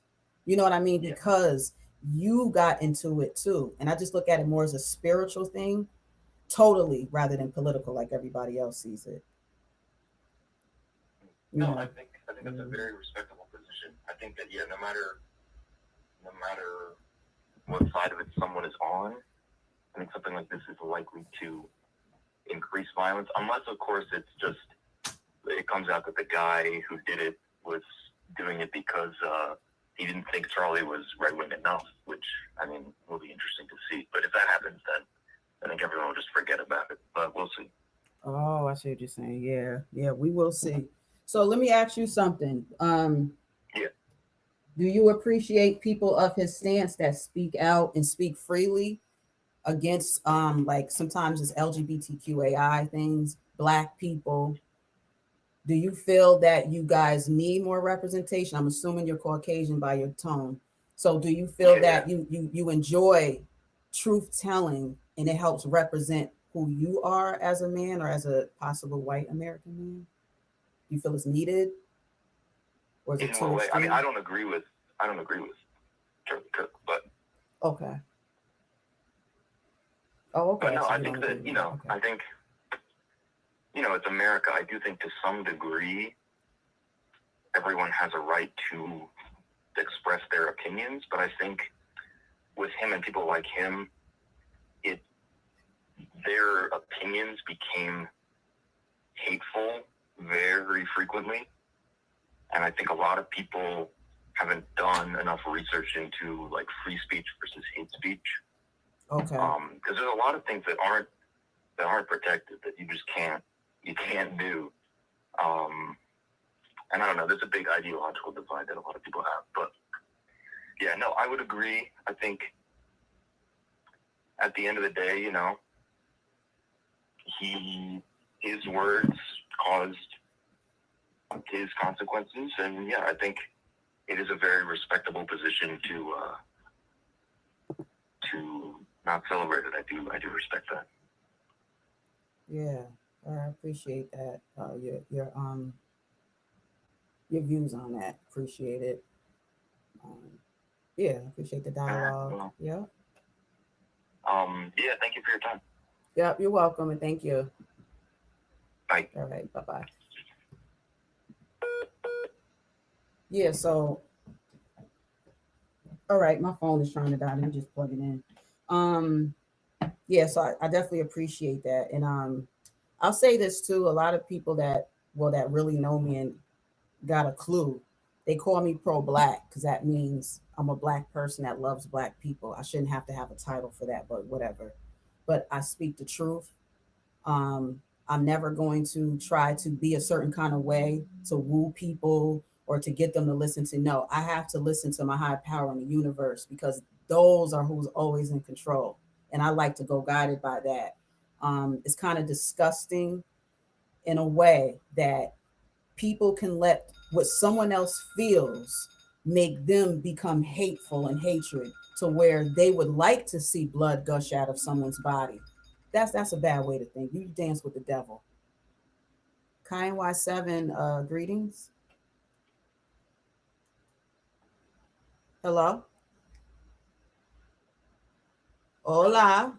Hola. Hi. How are you doing? You'd like to chime in? Or K Bell. How are you today? I'm doing good. Thank you. Yes, you'd like to share your thoughts today? Yes, I would love to. Thank you so much for having me. First of all, I completely understand they're pro-black. Why you have to have a title for it. Right. That's how bad it is. It's also, it makes you think, like, why are you labeled?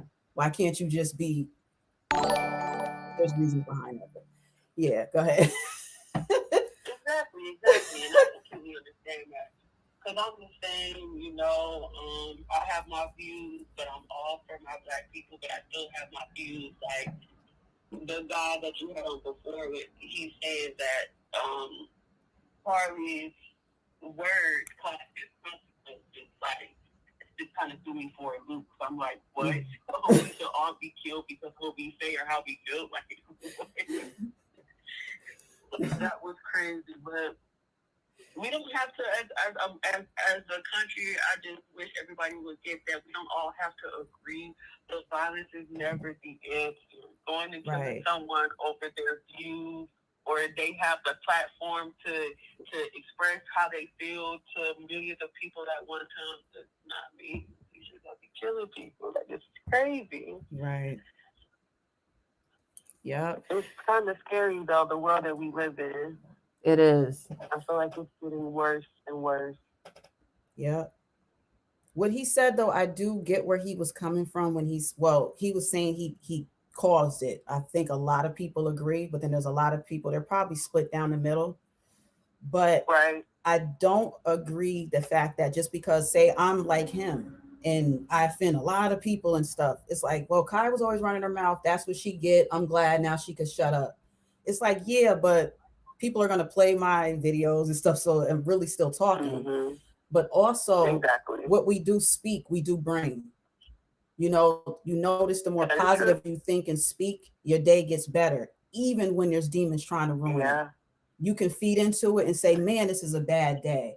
Matter of fact, I'm going to leave work early. Matter of fact, no, you're allowing it to ruin your day.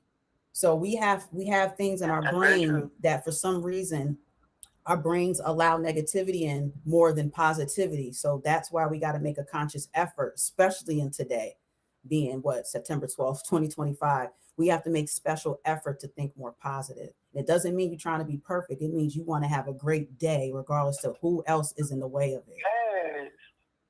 And it's just, it's crazy. We just want to live longer. Everybody has to be able to live their life. I enjoy people speaking their truth. I want to hear it more. I don't like when people hide it.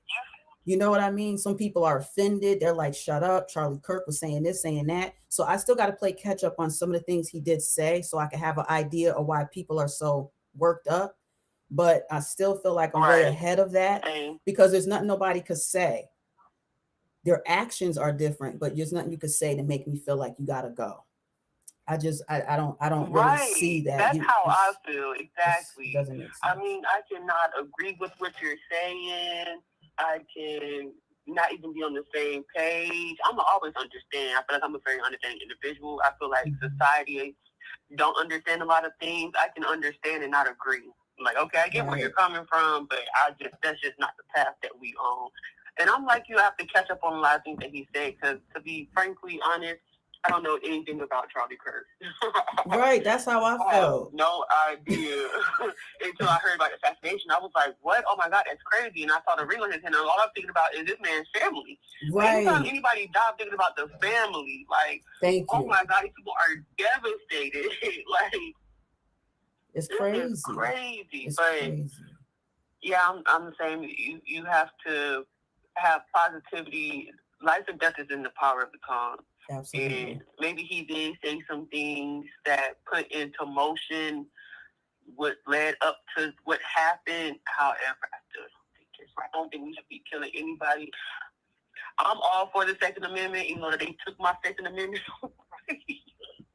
I'm not a felon, but my Second Amendment right is gone. But I'm for the Second Amendment right. But at the same time, it's like, dang, when are we going to stop with this senseless killing? Right, absolutely. Well, I hope you get your right back, because only extreme situations should someone not be able to have it, because it's needed, and I'm so for it. Just like certain felons couldn't vote. I'm like, y'all got to stop taking rights away, because you're taking our voice away. The right to bear arms. I need that for protection. I'm Yeah. a black woman in America. Okay. Hello. Not even. I could be a Caucasian woman in America. Right. You gotta race really has nothing to do with it. To be honest, everybody nowadays needs protection. Yeah. So people are unhinged. Yeah. Road rage situations. It don't matter. Right. And even this People assassination, it still was other politics going on. Like the woman they tried to kidnap, she was a Democrat. Look at Nancy Pelosi. They beat the hell out of her husband trying to get to her. And they all like 100 years old. I'm like, besides the fact y'all should be retired, probably, but they're beating on elderly people are just not caring. And some of it is mental health issues, but I'm starting to feel too, some people just want to join the bandwagon. They just want to give in. The devil is right there like, hey, this is an easier way. You know what I mean? Make some noise, get violent. It's easier. It's easier than sitting down having a logical conversation. So join me. And they're joining them. And the devil doesn't accept friends. That's where people go wrong. They think doing something evil and stuff, you get a place with the devil. You get all these riches and stuff. No, he's going to take your soul and snatch it out of you, just like he's going to snatch the souls you bring to him. Yes. As soon as he's done with them, they're done. They're done. Nobody is opening their eyes to it, or they just simply don't care, which is so crazy. Yeah, people just don't even care. They don't even care. Just like, you know what, sis on the phone, they don't care about us either. You didn't have to assassinate him in front of us. If we really want to be honest, you could have did that someplace else. Would he still have been murdered? Yes, but it's how you do it. They wanted the world to see it. They wanted you to have to replay it. They wanted you to scramble around for the video of it, you know, and it's madness, you know. So I'm not it's strange. It's strange. It's strange. It's real strange, real strange. But yeah, I'm glad we came here and was able to speak about it. Because if it had been a black man that was like an activist for Democrats or something, of course they would probably assume because you're black, you're going to be so affected by it, and all you care about is Democrats. I care about our souls mostly. You know what I mean? I couldn't care what party you're in because we still got to have the conversation. Most of these political parties, they're not going to be in favor of everything you're in favor of. So I feel like we got to stop feeling like these parties represent us, because they don't. If they did, the elections would be going different. You know what I mean? Or when you voting Trump in, now you're mad that he's doing what he said he was going to do. Like there's so much confusion even with the MAGA party that I just got to sit back. I'll wait when it's my time and I'll come in and have a conversation about it, because it's all over the place. Like it's just a lot. I don't agree, of course, with racism and certain things in that. But other than that, a lot of the Republican Party, I've been waiting for people to do, and Trump is doing it now. I've been waiting since I was a teenager for these foreign affairs to be in place, for you to stop letting these immigrants in. So I have a very strong point of view since I was a teen, because that's who I was as a woman already. Nothing has changed. It's just the politics. I'm like, finally somebody doing this, and there's other people crying and stuff. I'm like, it's a whole bunch of stuff that come with it, though. You know what I'm saying? Like, I'm so with you on it. Like, he's on a lot that hasn't been done in years that we needed done. But thank you. You know, it's still some stuff on the back end. It's like, you know, and I'm with you on that, because I don't support racism. I'm not here for it, even though that's what our country is on. I feel like at some point in time, the healing has to begin for us. Right. Even though there is definitely still and a very big issue with it surrounding our country. I don't know if it ever go away. I'm not sure. But if we could put all that to the side, I feel like as a country we could fix a lot of shit that's broken. Like this debt, I'm worried about my money, my children. Right. That's another reason people mad. They broke. Crack down on China. Thank you. Y'all gonna stop playing with us. For real. We got to get this economy back right. Everybody's a little happier with a little extra money or put in savings. So we really got to focus on that. Financial literacy is one of the least talked about things when we're growing up. You know, it missed me too. So I'm a little late in the game with things, but I became an investor. I had to figure it out for myself. But a lot of it comes from the economics and just being misled on information and people just wanting to be seen. Some of these assassins, they probably don't really want to get caught, but some get praised when they get caught. Look at the one that shot up the CEO. There's women that want to date him. There's old women twice our age talking about, man, he looked good. Yeah, he walked up on her and you saw how he shot her. Like, they turned on. Our women are turned on by killings. What is America today? What is America today, man? Like, I don't know what to say about it. Crazy. It's like, I like a tough guy sometime too, but I'm dang sure is not turned on by a loose cannon.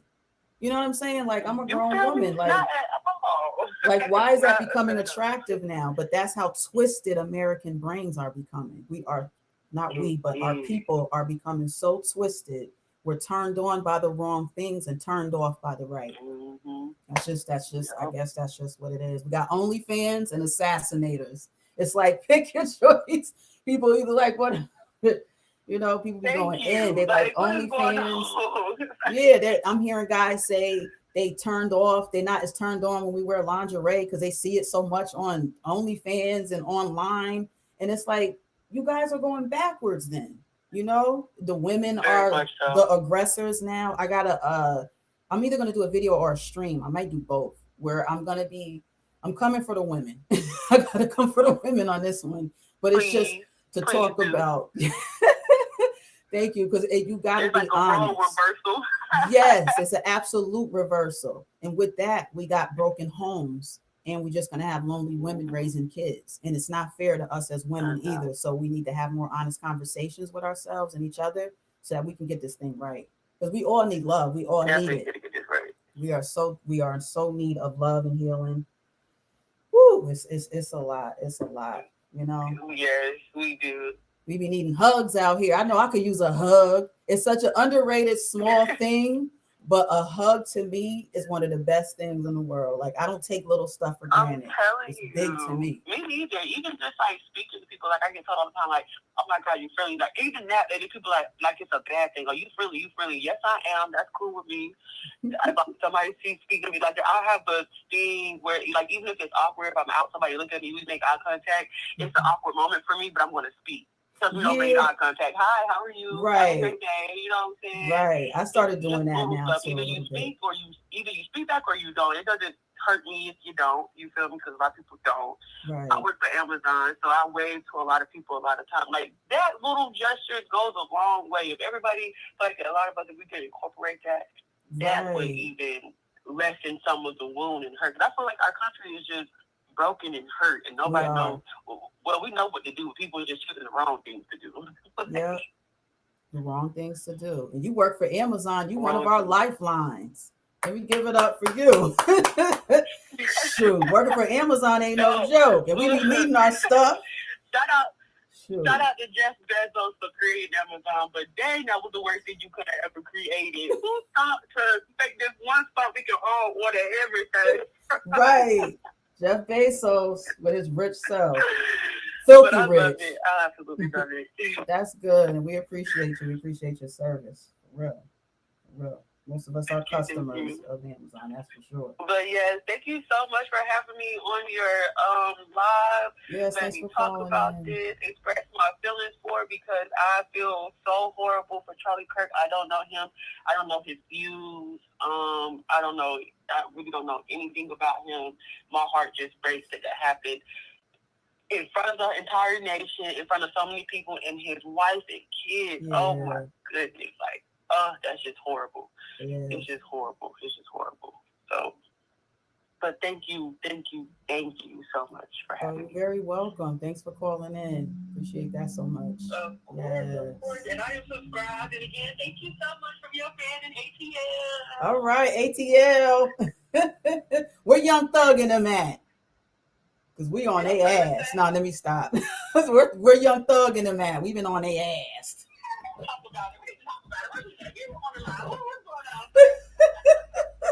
I might have to go back off on him next week. Oh, wait, we already in next week. Well, this weekend. I'm trying to leave him alone. It's been so many calls coming out. I said, man, this is too messy for me to even want to decipher. Let me get back looking into my astronomy stuff and other stuff. Yeah. Okay. Next week when you told me, I'll be tuned in. All right, cool. I look forward to it. Yes. You say your name one more time? K-Bells. K Bells. All right. That's cute, K Bells. K Bells. Thank you. Okay. It's Kenyatta. The full name is Kenyatta. Kenyatta. Nice. I got a big name too. Okay. My full name anyway.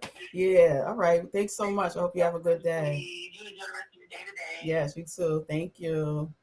All right. Thank you. Later. All right, K Bells. Yeah, aka K Bells. Yeah, I appreciate that conversation.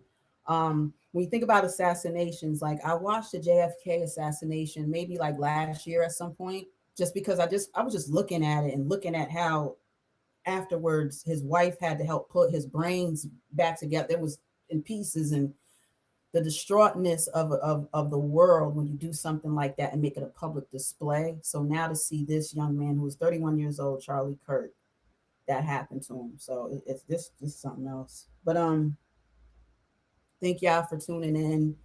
And I thank y'all for answering the poll. And I'm sorry I missed the call. Too, if they're available, if they want to call back in quick, they can. I'm trying to get back into the YouTube. Oh, greetings, you're live with Kiy NY7. Yeah, hi, Guy. We were talking a little earlier. Okay. And so your problem with the death penalty is the government has control and the individual doesn't, right? No, that's not my issue with the death penalty. I probably need to be more clear. When I say death penalty, I never believed in a death penalty because I don't feel somebody should kill someone because they killed someone or killed people. So there's like 50% of me that says, like if we were doing it out of 100% of thought or whatever, 50% of me is saying that who are we to take a life at all because of what they did? There's some people that want to kill pedophiles too. They didn't kill nobody. They're just monsters that can't be fixed usually. So part of me is like, no, you can't take a life because somebody took a life. But then the other part of me does believe in eye for an eye. Like I said, and coming from New York, it's kind of things we handle different. But it's weird in a way, if you're a Christian or, whatever you are, how is it okay for the government to lethally inject someone legally, to fire squad them or whatever, but they don't want a civilian to do it? I know they're not going to permit a civilian, but it's just the act itself. Why is it permittable at all as long as it's done by a member of the judicial system or law enforcement? That's really how I feel about it. Why is it okay at all? And if it is, we don't think it's kind of weird that you get to come and sit and witness them give someone the death penalty? Like, I think that's kind of weird. How many people are worth dying for in order for someone not to die? So in other words, like, for instance, Batman doesn't kill a Joker, but really he should, because how many people continually are affected by the Joker being permitted to live? Like, for instance, the guy who killed the woman on that train 14 times. On the bus, yeah. Right, but that's the flesh. It's the flesh speaking. Whatever happened to fool me once, shame on you, fool me twice, shame on me. Because at a certain point it becomes a fool me twice, and it's just there's pure evil. There's nothing to be, there's nothing redeeming about this person, and they're only going to to hurt people again and again, and to not kill them if you have the option is to keep them alive. For what reason? Why they don't deserve to live, because they've only shown that they don't care about life, so they violated theirs. Right. So then they go on death row. But there are a lot of people that feel, go ahead and spend your rest of your life behind bars. That's what I see. Like, that's the ultimate punishment. Serial killers, a lot of people rather them go, like you said, because they just don't stop. There's something about it. It's thrilling, you know. So they want to stay loose in the streets. But once you get them, make them pay the price, because there's also so many murder suicides, and there's people that take their own life, and there's a lot of people that are like, oh man, he could have went to prison. Why y'all let him take himself out? He took the easy way out. He's such a coward. A lot of people say that too. So that's still a death. You know what I mean? Like, we're not going to please each other too much anyway, because we just have a lot of different ways of looking at death upon an extreme criminal. But even with that, there's people that end their own life, and people don't want to see that.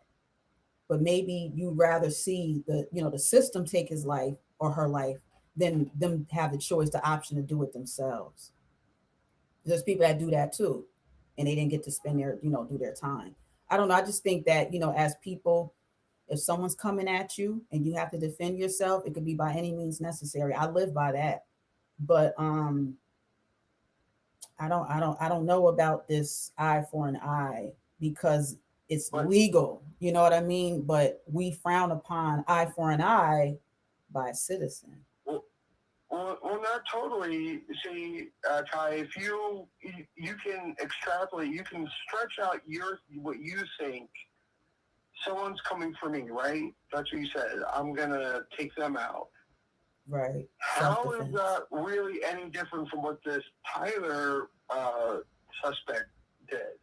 Because he definitely felt that Kirk was coming for him in some way. But what kind of way is he coming for you? It's a conversation. It's just starting to seem like if people have too much influence, which goes back to what I said earlier, too much influence, it creates envy anyway. Even if you like the person, there's something about the human brain that there's jealousy in there. So being an influential, powerful person growing, you got to deal with all of that anyway. How am I coming for you through my speech? Now, unless you feel it's so extreme and it's hateful, you spreading hate. Maybe if Mr. Kirk don't do it, he's going to encourage somebody else to do it. He got to go. So maybe that was the logic behind it. But how many people are we going to take out that we feel are a threat when there's so many? I just feel like there's other ways that we have to go about it, or we're going to have more assassinations. Keep cheering these assassinations on. You know what I mean? If people want to keep cheering it on, they're going to see what's going to come of it. That's just the way. I don't know. How much evil is enough evil to warrant death? None. Other than you trying to take someone else's life. Just like if I was a police officer, I'm not supposed to just be shooting at you because you're talking junk. I'm not supposed to shoot at you when you're running, unless you're running to take out another life. The same laws apply in life. Whether the cops abide by it or not, it is what it is. There's no one on this planet that's so evil that I want to personally take them out. And if I do feel that way, because I'm a human, I've had thoughts. I've had thoughts of taking people out. You know what I'm saying? But I know that something else is getting the better of me. That's not the way the universe works. Whatever I put out is what I'm going to get back. I can defend myself, or I can be an oppressor. I'd rather be a defendant of me and my people rather than be an oppressor. The oppressors are always the colonizers that's been coming over, taking all the land anyway. The colonizer is usually the Caucasian white man. All right. So when I honestly see someone that still may believe in colonialism get taken out by one of his own white brothers, that means y'all got more work in figuring out to do. Not my people. We ain't do it. We ain't got nothing to do with it. You feel what I'm saying? So I still don't feel he should be killed. Aren't 100% white. Right, they're not all white. They're not. There's a lot of Africans that started some of it too. What good are you doing by perpetuating things where it's just a singular view where it's white colonialism when it's not? Spanish, Dutch, yes, but it is. White, but we're talking about what happened. We're talking and Arab people. Right, but we're talking about Charlie Kirk. Mongolians. Don't forget, Genghis Khan conquered 1/3 of the world. So no, but what's the biggest threat in America? What's the biggest threat in America? Do you know? Okay, so even no, I need you to say it. I need you to say it. I need you to say it. What's the biggest threat in America? Native Americans were conquering other Native Americans. No, what is the biggest threat in America today? Is September 12th, 2025, sir. What is the biggest threat in America right now? Each other. No, it's white supremacy. So I needed you to admit that, but you won't. I will. I have receipts on everything. I've mentioned that because it's still showing that it's so much confusion that the way people are talking, you would think that it would possibly have to do with a racial thing, with things like that, because this is what Charlie Kirk must have been speaking on from what everyone's saying, not just politics, but certain lifestyles, certain groups of people. So my point is, even with all of that, I don't know if he really wanted to be an oppressor or if he just wanted his voice out, but I still am telling you that I don't know why he had to be assassinated publicly on camera in front of everyone to prove what? So then you can just run off after you shot him? Like, what are we doing here? And I think it is very strange to live on a land that's governed by people that say, hey, don't you kill nobody unless you absolutely have to, but bring them to me and I'll do it. So the system is still a little screwed. That's how I see it. You may not see it that way. But like I said, there's something in us as humans that do feel eye for an eye, regardless. It just depends on who it hit. Our opinion kind of changes depending on who got killed. Oh, somebody just got killed while they was on camera. Oh, it was a pedo? Oh, well, that's what they get. Oh, it was somebody that don't like black people. That's what they get. Oh, it was a black person that don't like white. See what I'm saying? It depends on who that person is. Possibly to you too, deep down. To me, I don't live like that. That's why I live more righteously and peacefully, because I don't manifest death in my life, and I damn sure don't manifest it against someone else. Anyone that comes against my people, they're going to perish. I already know that. My ancestors put that in me, but all this other stuff, I don't see how it's going to help. Because if the death penalty was such a deterrent, which is what it really was meant to be, to get people to calm down, to get people to not be so extreme with violence, people are still committing it every day. So I would ask you, what is the death penalty really doing for us then as Americans, African American, Indian American, whatever American you are? What is it really doing? What has it done thus far? You think it calmed us down? I will totally answer my opinion on the death penalty, but I'm really more curious about what you think. Have you personally experienced a systemic racism against you as a black woman? And yeah, because absolutely. You want me to answer it, or are you still asking? Yes, please. Absolutely. But then that's what lets me know too that you don't really know as much about history, because then you would know that it never ended. If you are a person of color, you're prosecuted every day of your life, damn near. When I step out the house, I'm come from the only race and gender of people that feel our hair isn't even respected. I got to have my hair a certain kind of way, or you may think I'm being nutty. Our hair grows a different kind of way sometimes. The skin tone is different in complexion. It was the first time I've ever seen people wearing bonnets. Oh, well, I'm not saying that's respectable. They shouldn't have no bonnet on outside. Like what I do, I wear a head wrap, sometimes headbands, but I always have my hair out. My hair is natural. If I want to straighten it, that's my choice. But I don't believe in straight hair. They should have some curl to it. And you have to realize too that this affects everyone. There's no Black in America that hasn't been affected by racism. As soon as you get here, there's some, whether they realize it or acknowledge it or not. So it shouldn't even be a question. It's automatically, yes, you are affected by racism. That's why you got offended when I brought it up. People can't get offended with the truth. Just acknowledge why I'm bringing it up and bringing it into the conversation.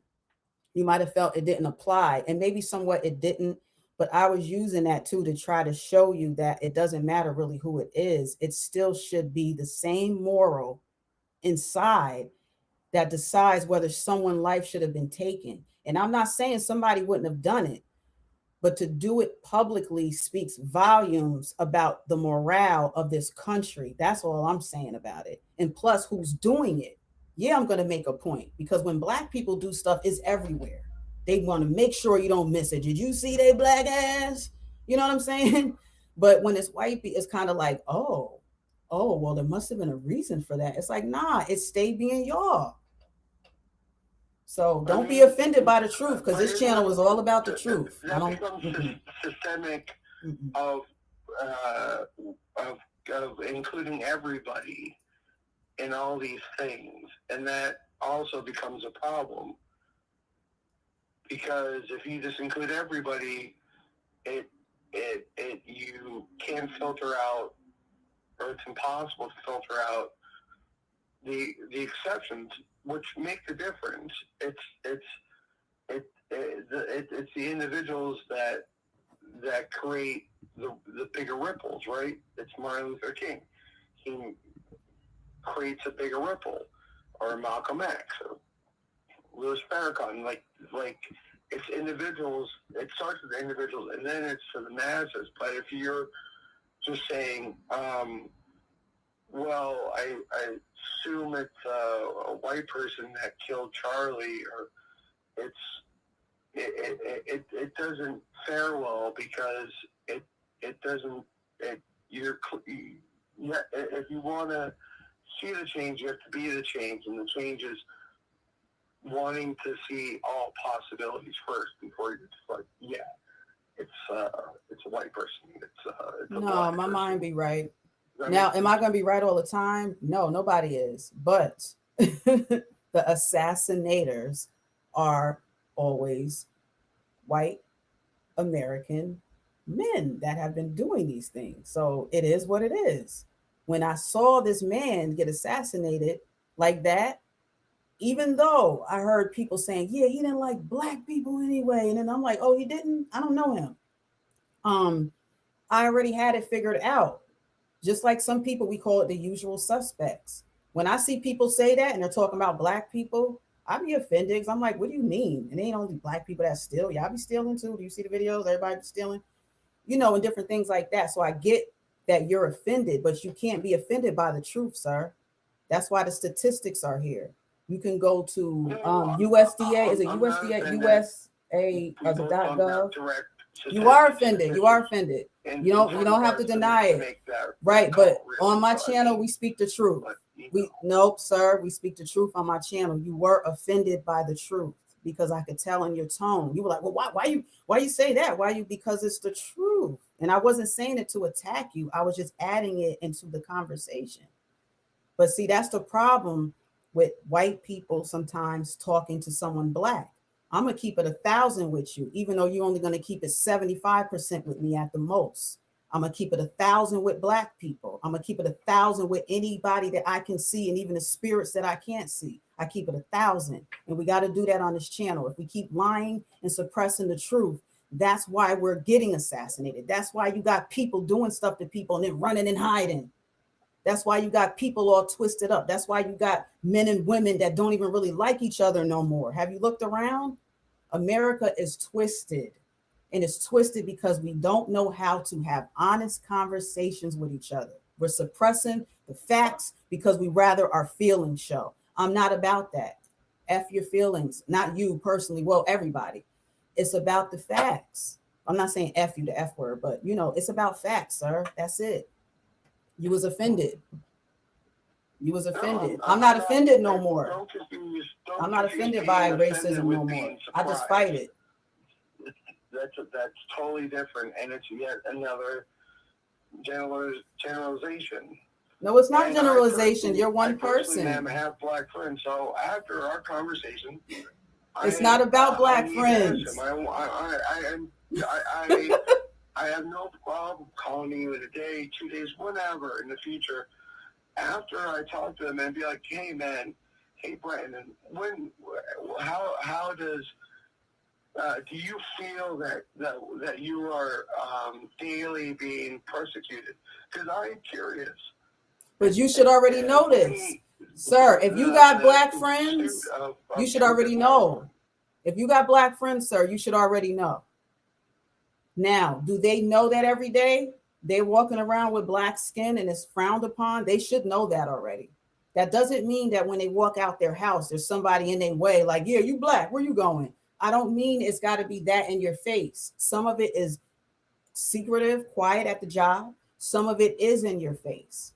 But for you to have black friends and you don't know that racism still exists heavily, especially with black people, I'm sorry, I should clarify. That surprises me. me. If they have a It problem, shouldn't. there's a buffer between. Thanks for subscribing, Nicholas. I didn't mean to cut you off. I gotta shout my people out. No, go on, man. I'm sorry. No, I didn't mean to cut you off. Go ahead. No, I'm just saying that I need to put a modifier on it. It's more than their friend in the Queens. These are people who I call on to bail me out of jail. These black friends I have, they're my best friends. So you a jailbird? No, I'm just messing with you. So if they were feeling any kind of way, they can speak it. It's not like they have something to hide or protect me from. Maybe they feel you wouldn't relate to it, because I'm telling you, every black person damn near anywhere on this planet is a survivor of racism. It's promoted and taught so much. Some people feel Charlie Kirk had it. You feel what I'm saying? That's why I'm like, you can take down as many as you want. Racism still is here.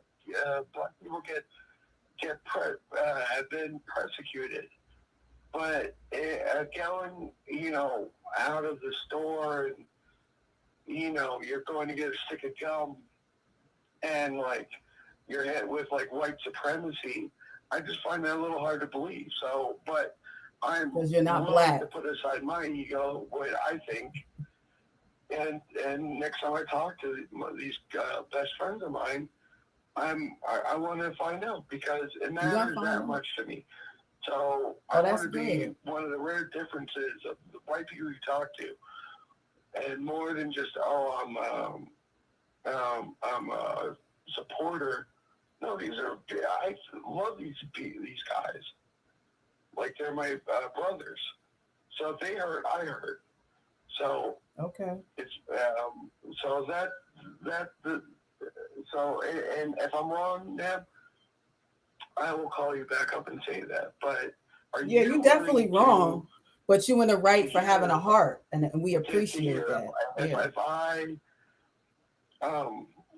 speak to them and they say that they don't, are you willing to accept that? Because it's a lie.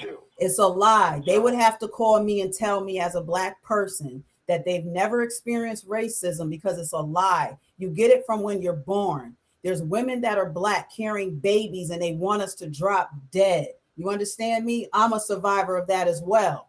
Okay. So it even comes before birth, but you got to just check your friends. You can check your friends, because somebody like you is good and somebody like you needs to know. And if you want to know the truth, you're going to get the truth. That's all I ask for people. Ask for the truth and accept it when it comes. That's all I ask of y'all. That's it. So I appreciate it. No, that's fair. And just to put a fine point on it, I'm not saying that y'all have never experienced racism. That to me is a given. listen, I'm half Jewish. I've experienced my share, and I'm not going to equate it to y'all's, just with another fine point on it. So it's not, you know. See, somebody's in the chat right now calling me the N-word. See, what they do is they keep spelling it out, like they'll do end and I and all that stuff, which doesn't affect me. You know, I'm so past that, but it's everywhere, sir. It's everywhere. It's just everywhere. But I mean, you're going to experience it. Will you agree? You're going to experience it more when you put yourself out here like this. Like what? What's like this? On YouTube, making it live, and I applaud you for it. It's great. Because I'm black or whatever I am, or African American or whatever. So I should expect it because I put myself online. That's what you said.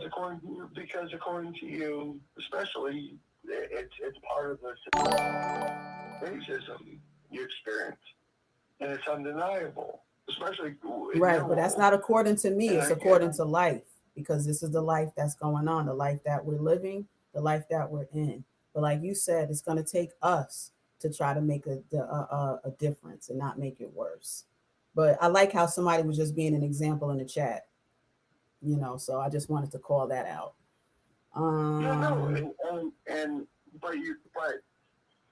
It's going to be a lot more when you put yourself out like that. Just like Kirk put himself out there. You're gonna. It's like an exposure thing. So But it's not just an exposure thing, though. You're almost making an excuse for someone calling me the N-word. Now let me finish, please. Let me finish. What I'm saying is,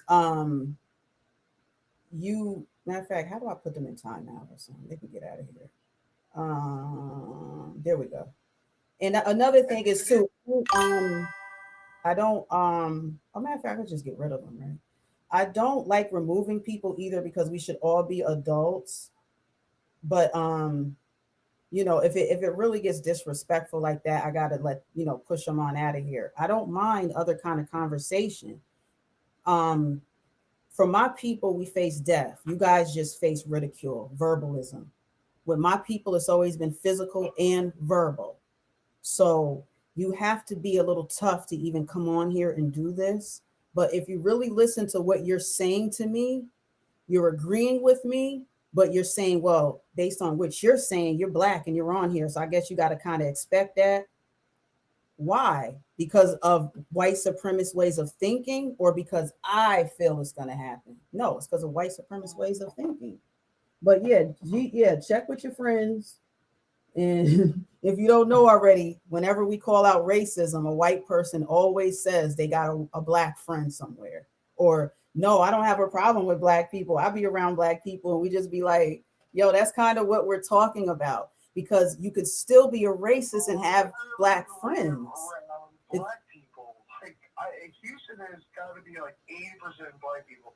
My neighbors are 90% black people. I'm actually a minority, and it's not right, but that's not the point. I have black. That's great, but you know what? If you really are besties, then you need to know more of how they feel about things too. If that's what you want to share, like you said, because I'm not going to have a friend and they don't even know my experience. I've had a couple of white female friends that were great friends. And one of them, she goes off. Like, I could just sit back. She going to go off on you. She don't play. She don't use the N-word, because I asked her about the N-word. And like with songs, she said, I don't even like that word. I don't. And she loves black men. And sometimes there's a difference with people that will date black people. You know, there's just a different, like a energy that I feel with some people too. So it's not like all white people. I've never said that. It's just, you have to acknowledge things, or you can choose not to. That's all. That's the bottom line. You either acknowledge it and accept the truth, or pretend it doesn't exist. That's it. And partake in it. So I'm glad you're going to take the initiative, and I'll probably hear back from you, like you said, because they're going to confirm what I said, or they ain't black. Straight up. Straight up. Yeah, no, and if you're that interested in hearing things out. I totally will call back at some point, and like I said, I will totally say, hey, they said, hey, Cypher, I do experience it daily. I go to take a walk and people are throwing cans at me, whatever. And getting back to your point real quick about why I said you should expect it, being black and people being shitty about that online, it's no different than if I were to go online being white and then saying I'm Jewish. I will get people saying I'm a kike and all kinds of things. So, because it's called what? It's racism, right? What people are gonna, some people are gonna do. I just would expect that, and that's all I meant by that. Right, because of racism, though. We just need y'all to say what it is, and that for some reason, y'all have a hard time saying it. Just like you almost would say it, but it's like your tongue still won't admit to just call it out for what it is, and it is racism. It's racism. It's not because, hey, well, you put yourself out there, and you sound like you could be mixed. You might got some Spanish or something going on too, but you got to call it for what it is. It's because they have a racist mentality against you. It's not because you're here. It's not because of the colors you're wearing. It's because of the skin you're in. And that's something we can't change. And I wouldn't change it for the world. I love myself. I love my skin. I love my people. All right. But it runs very deep. It runs so deep that all people are supposed to be dark skinned. And look at me. So I deal with it on every single level there is. And I've been this way since I was a little girl because I've been taught. Now I just choose to use a platform from time to time to have good discussions about it. But I know people are going to get ticked off. It doesn't matter to me as long as you see one day, if not today, that I speak nothing but the truth on here. And that's all that's going to happen. And I encourage y'all to do it too. Like I give y'all time to get your point out like you did. We've been on the phone a while. This was good. But I also was like, I'm trying to encourage you to admit the truth while you're on the line. I'm not going to let people like get away with kind of sugarcoating stuff or saying, well, no, that's just you. That's your opinion. No, it's not. So those are things that I do stand firm on. But, you're entitled to believe and think, what you want. But we'll see what happens when you talk to your friends. I'll be curious to know. And I'm not trying to skate it. It's just the world runs on too many passive generalities, and that's not an effective way to go about things. So, like I said earlier, I will talk to the homies, and like I said, I will call back, Guy, and report. Honestly, I've got no vested interest other than like you. Well, I'm an ex-New Yorker, so I like being confrontational too. So I have no problem. It's part of my being to want to come back and want to prove you wrong. But I have no problem saying that I'm wrong. So it's not not wanting to. It's just there's just a lot of presuppositions and minutia that we've been talking about that's totally separate from reality, and I'm want to clear get to the bottom of it with you, and if there is as much daily racism or that's the biggest culprit, which I don't think it is. It's probably something else. But what else do you think it is then? What else? What else do you think it is? It's definitely there's definitely a hatred, and that's just a generalized. Oh, okay. So you do believe it's hate, but not necessarily racism. Okay. But the fact that the problem my worry is that it's just black people fall into a victimhood thing and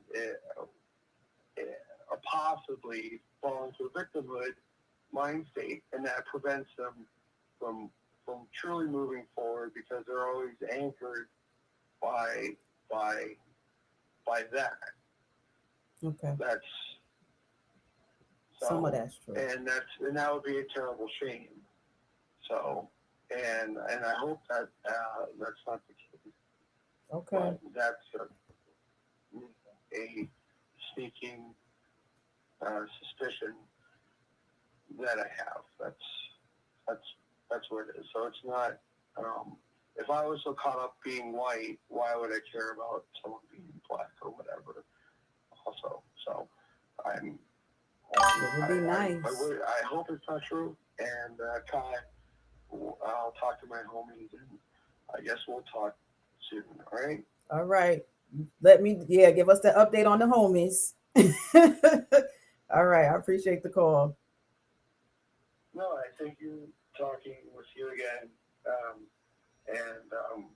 What name do you use? What name do you want us to go by? Cypher. Cypher? Okay. All right, Cypher. All right, cool. All right, you have a great day. And thanks for calling in. Yeah. No, and thank you. This is more what people need, and I appreciate you. You help open up my mind, and hopefully I did a little bit for you too. And I will talk soon, I guess. Okay. All right. Thank you, Cypher. Right. Take care. All right. All right. So we got some people in the chat. So okay. So that was Cypher, and I hear where he's going with it too. And I'm not going to speak too much on it because I'd rather the person be on the phone. So I want to seem like I'm going on, and that person ain't even on the phone no more. So he brought up victimhood. Victimhood, though, with Black people, there is some of that too.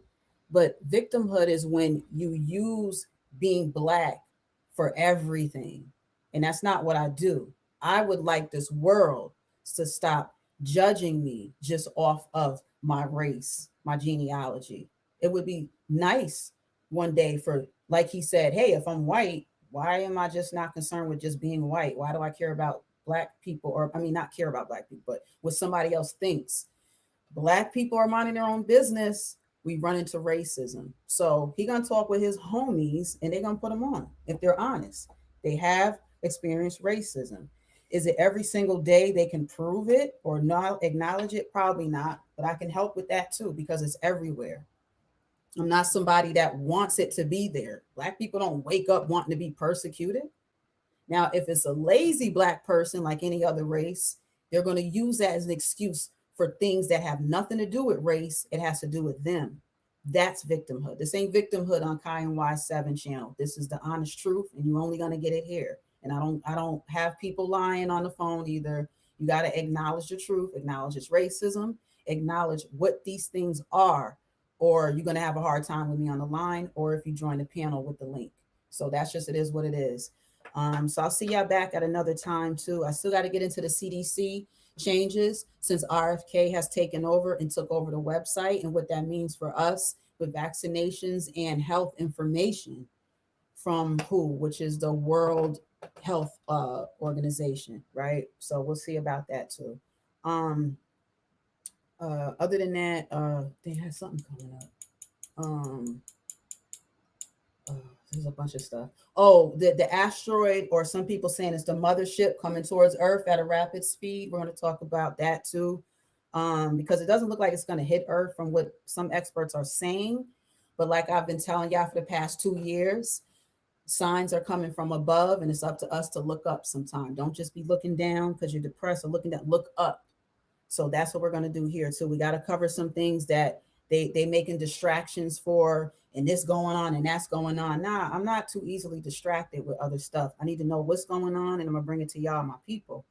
If you have any opinions, your opinions are welcome here. But when we get into facts, I'm a fact-checking queen. All right, I don't play. I got all my things in order. So that's why when it comes to debating things, especially on racism, I'm way ahead of it. I'm way ahead of these kind of the convo, to be honest. Try me out sometime. You'll see for yourself.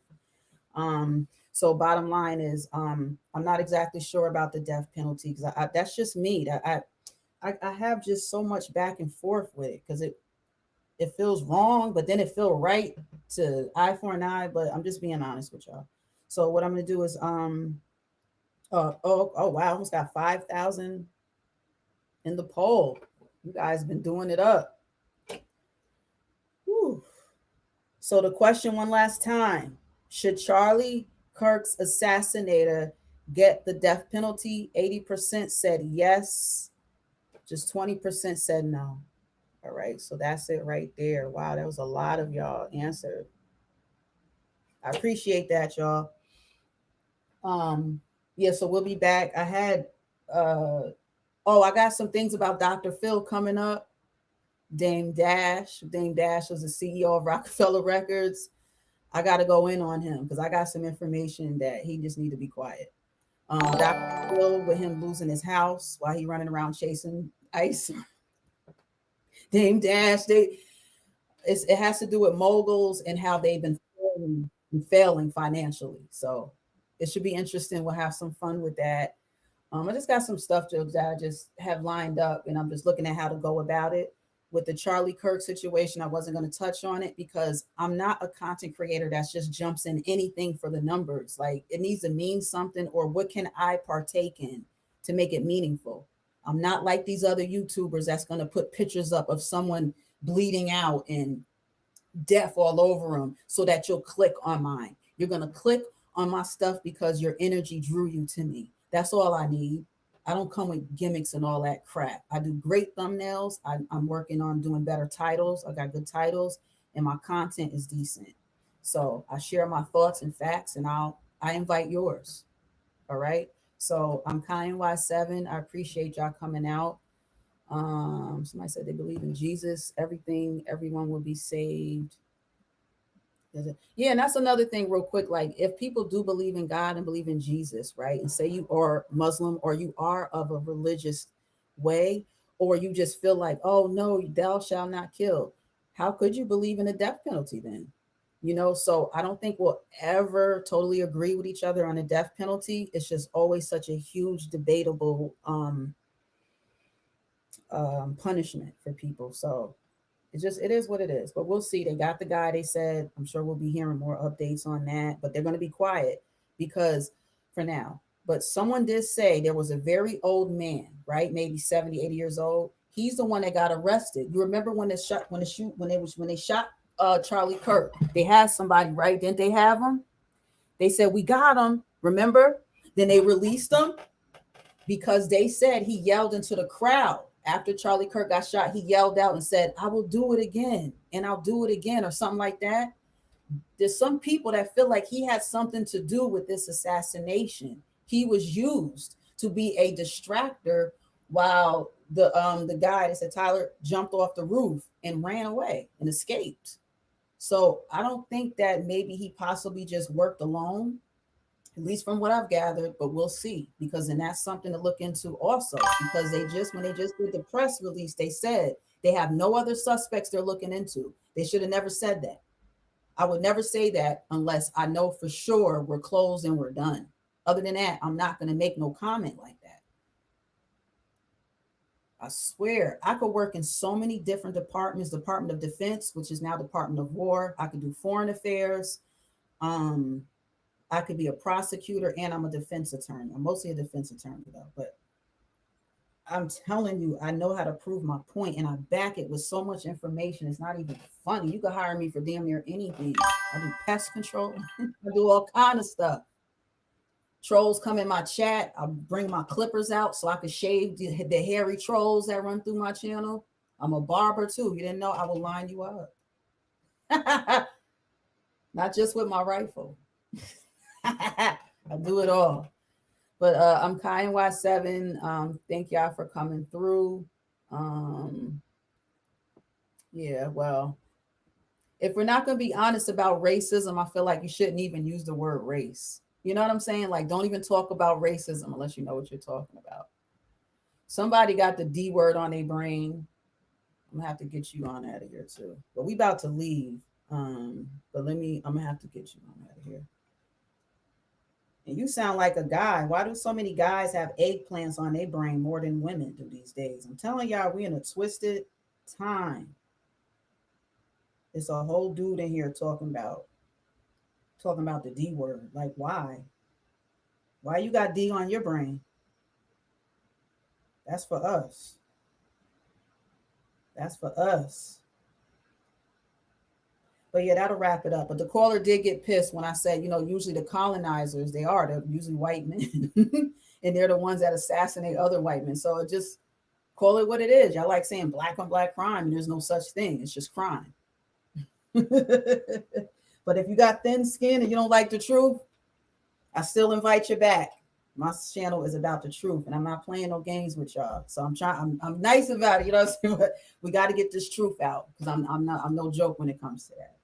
But we got some other content coming up. Dang, I had it written out on my card, but I just jumped on today. I didn't know they was gonna catch him today. We got some stuff too for Spiritual Sunday, where there's more pastors being busted for just some strange crimes and things like that. And I'm wondering, is it affecting our faith? Because we have to have faith in something, whether you have faith in yourself or your higher power. Please stay encouraged to have faith. Please keep your mind right so your body will follow. Please stop thinking you need to be in a cult. You need to be in a political party. Because when I talk to you, I'm talking to you. I'm not talking about your party. I'm not talking about your crew from high school. I'm talking to you. Stop feeling like you need a group to represent you. They're never going to represent you. You are the one that's going to totally represent you. Period. And we're going through a lot right now. So sometimes y'all may come through and you want to vent about something, or something else is on your mind. Feel free. Tell me. If I miss it, put it in all caps. I got 4 eyes. I'll be trying to see. All right. You might just want to get it out. You can use the channel. So a lot of people be coming through sometime. And plus I'm listening, and we matter. We all matter. Somebody said white lives matter too. I never said they didn't. You know what I'm saying?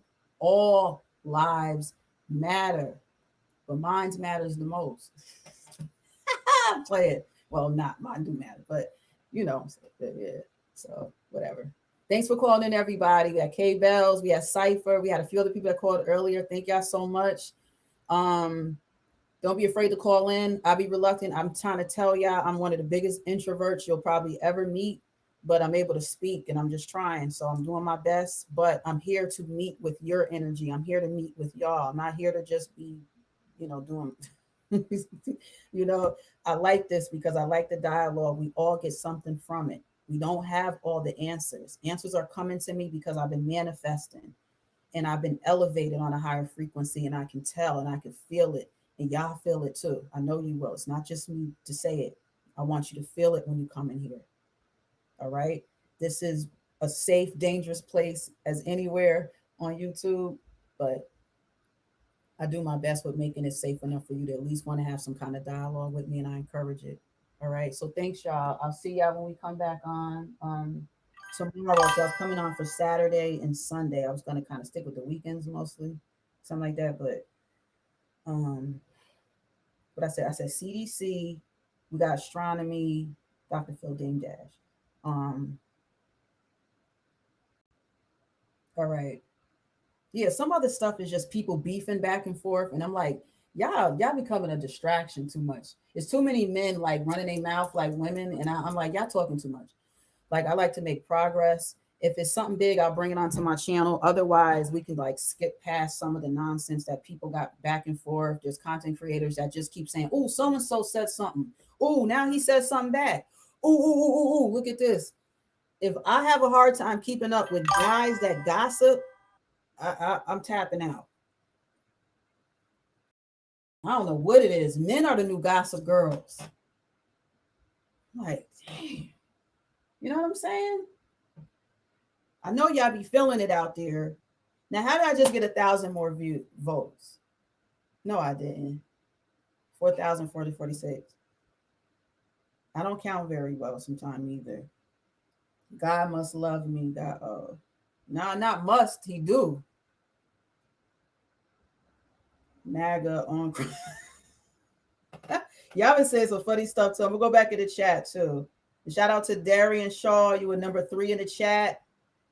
I seen Josie. I seen I'm sorry, I missed some of you guys. I'll start doing that too when they do like the top people that chat too. I want to like shout you guys out sometime too. And it's fun doing giveaways, so I may have some of those coming up soon too. It's my way of showing appreciation and having some fun. So I do like to do cash giveaways. Time to get back into that. But all right, y'all. Thanks for coming through and everything. It's very much appreciated. I kind of just threw this on, but I be hot sometimes. I'm slim, but I don't know. I be sweating on. Y'all be having me worked up a little bit, which is good. So let me go ahead. Y'all have a great day. Thanks everyone that new subscribers. Thanks everyone that hit like. Thanks everyone that did come through and had some decent things to share. I appreciate my respectable chatters. Even if you get disrespectful, I just say don't curse too much. You don't need to use the F-bomb. You don't need to call me an N-word. I know I'm black and I'm elevated. I'm an African. I'm all the great things. I don't need you calling me an N-word. That doesn't make a difference to me. My people, I was here first. You my son. Not just because I'm from New York, Kiy NY7. I will son you and show you that you my son. In a good way, you can be sunned, or in a bad way. So it's up to you, son. All right, we out. Thanks, y'all. Peace.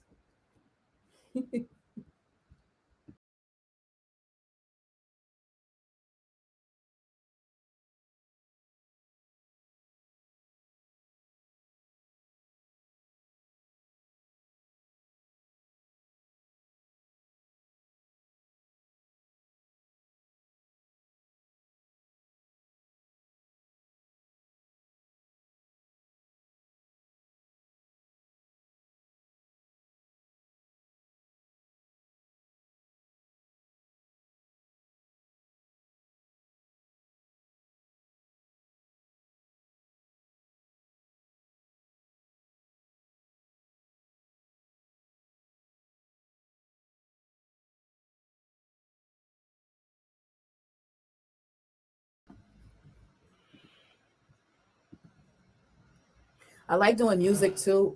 So you guys interested in different, some different genres of music. I do. I have my mixer too, my little DJ mixer too, and I like to play music and then like kind of talk about the music, talk about the feeling we get. So I like to set a mood in here too. So it'll be nice to have some music going on too. So I do have that coming up. I don't know why I can't think. I had stuff written out too, though, that I'm specifically was going to be getting into next. And I was like, where did it go? But whatever, just stay tuned and subscribe. You won't miss anything, okay? So thanks a lot, y'all. I appreciate it. You guys help make the live stream. That's what it's about. So thanks. Peace.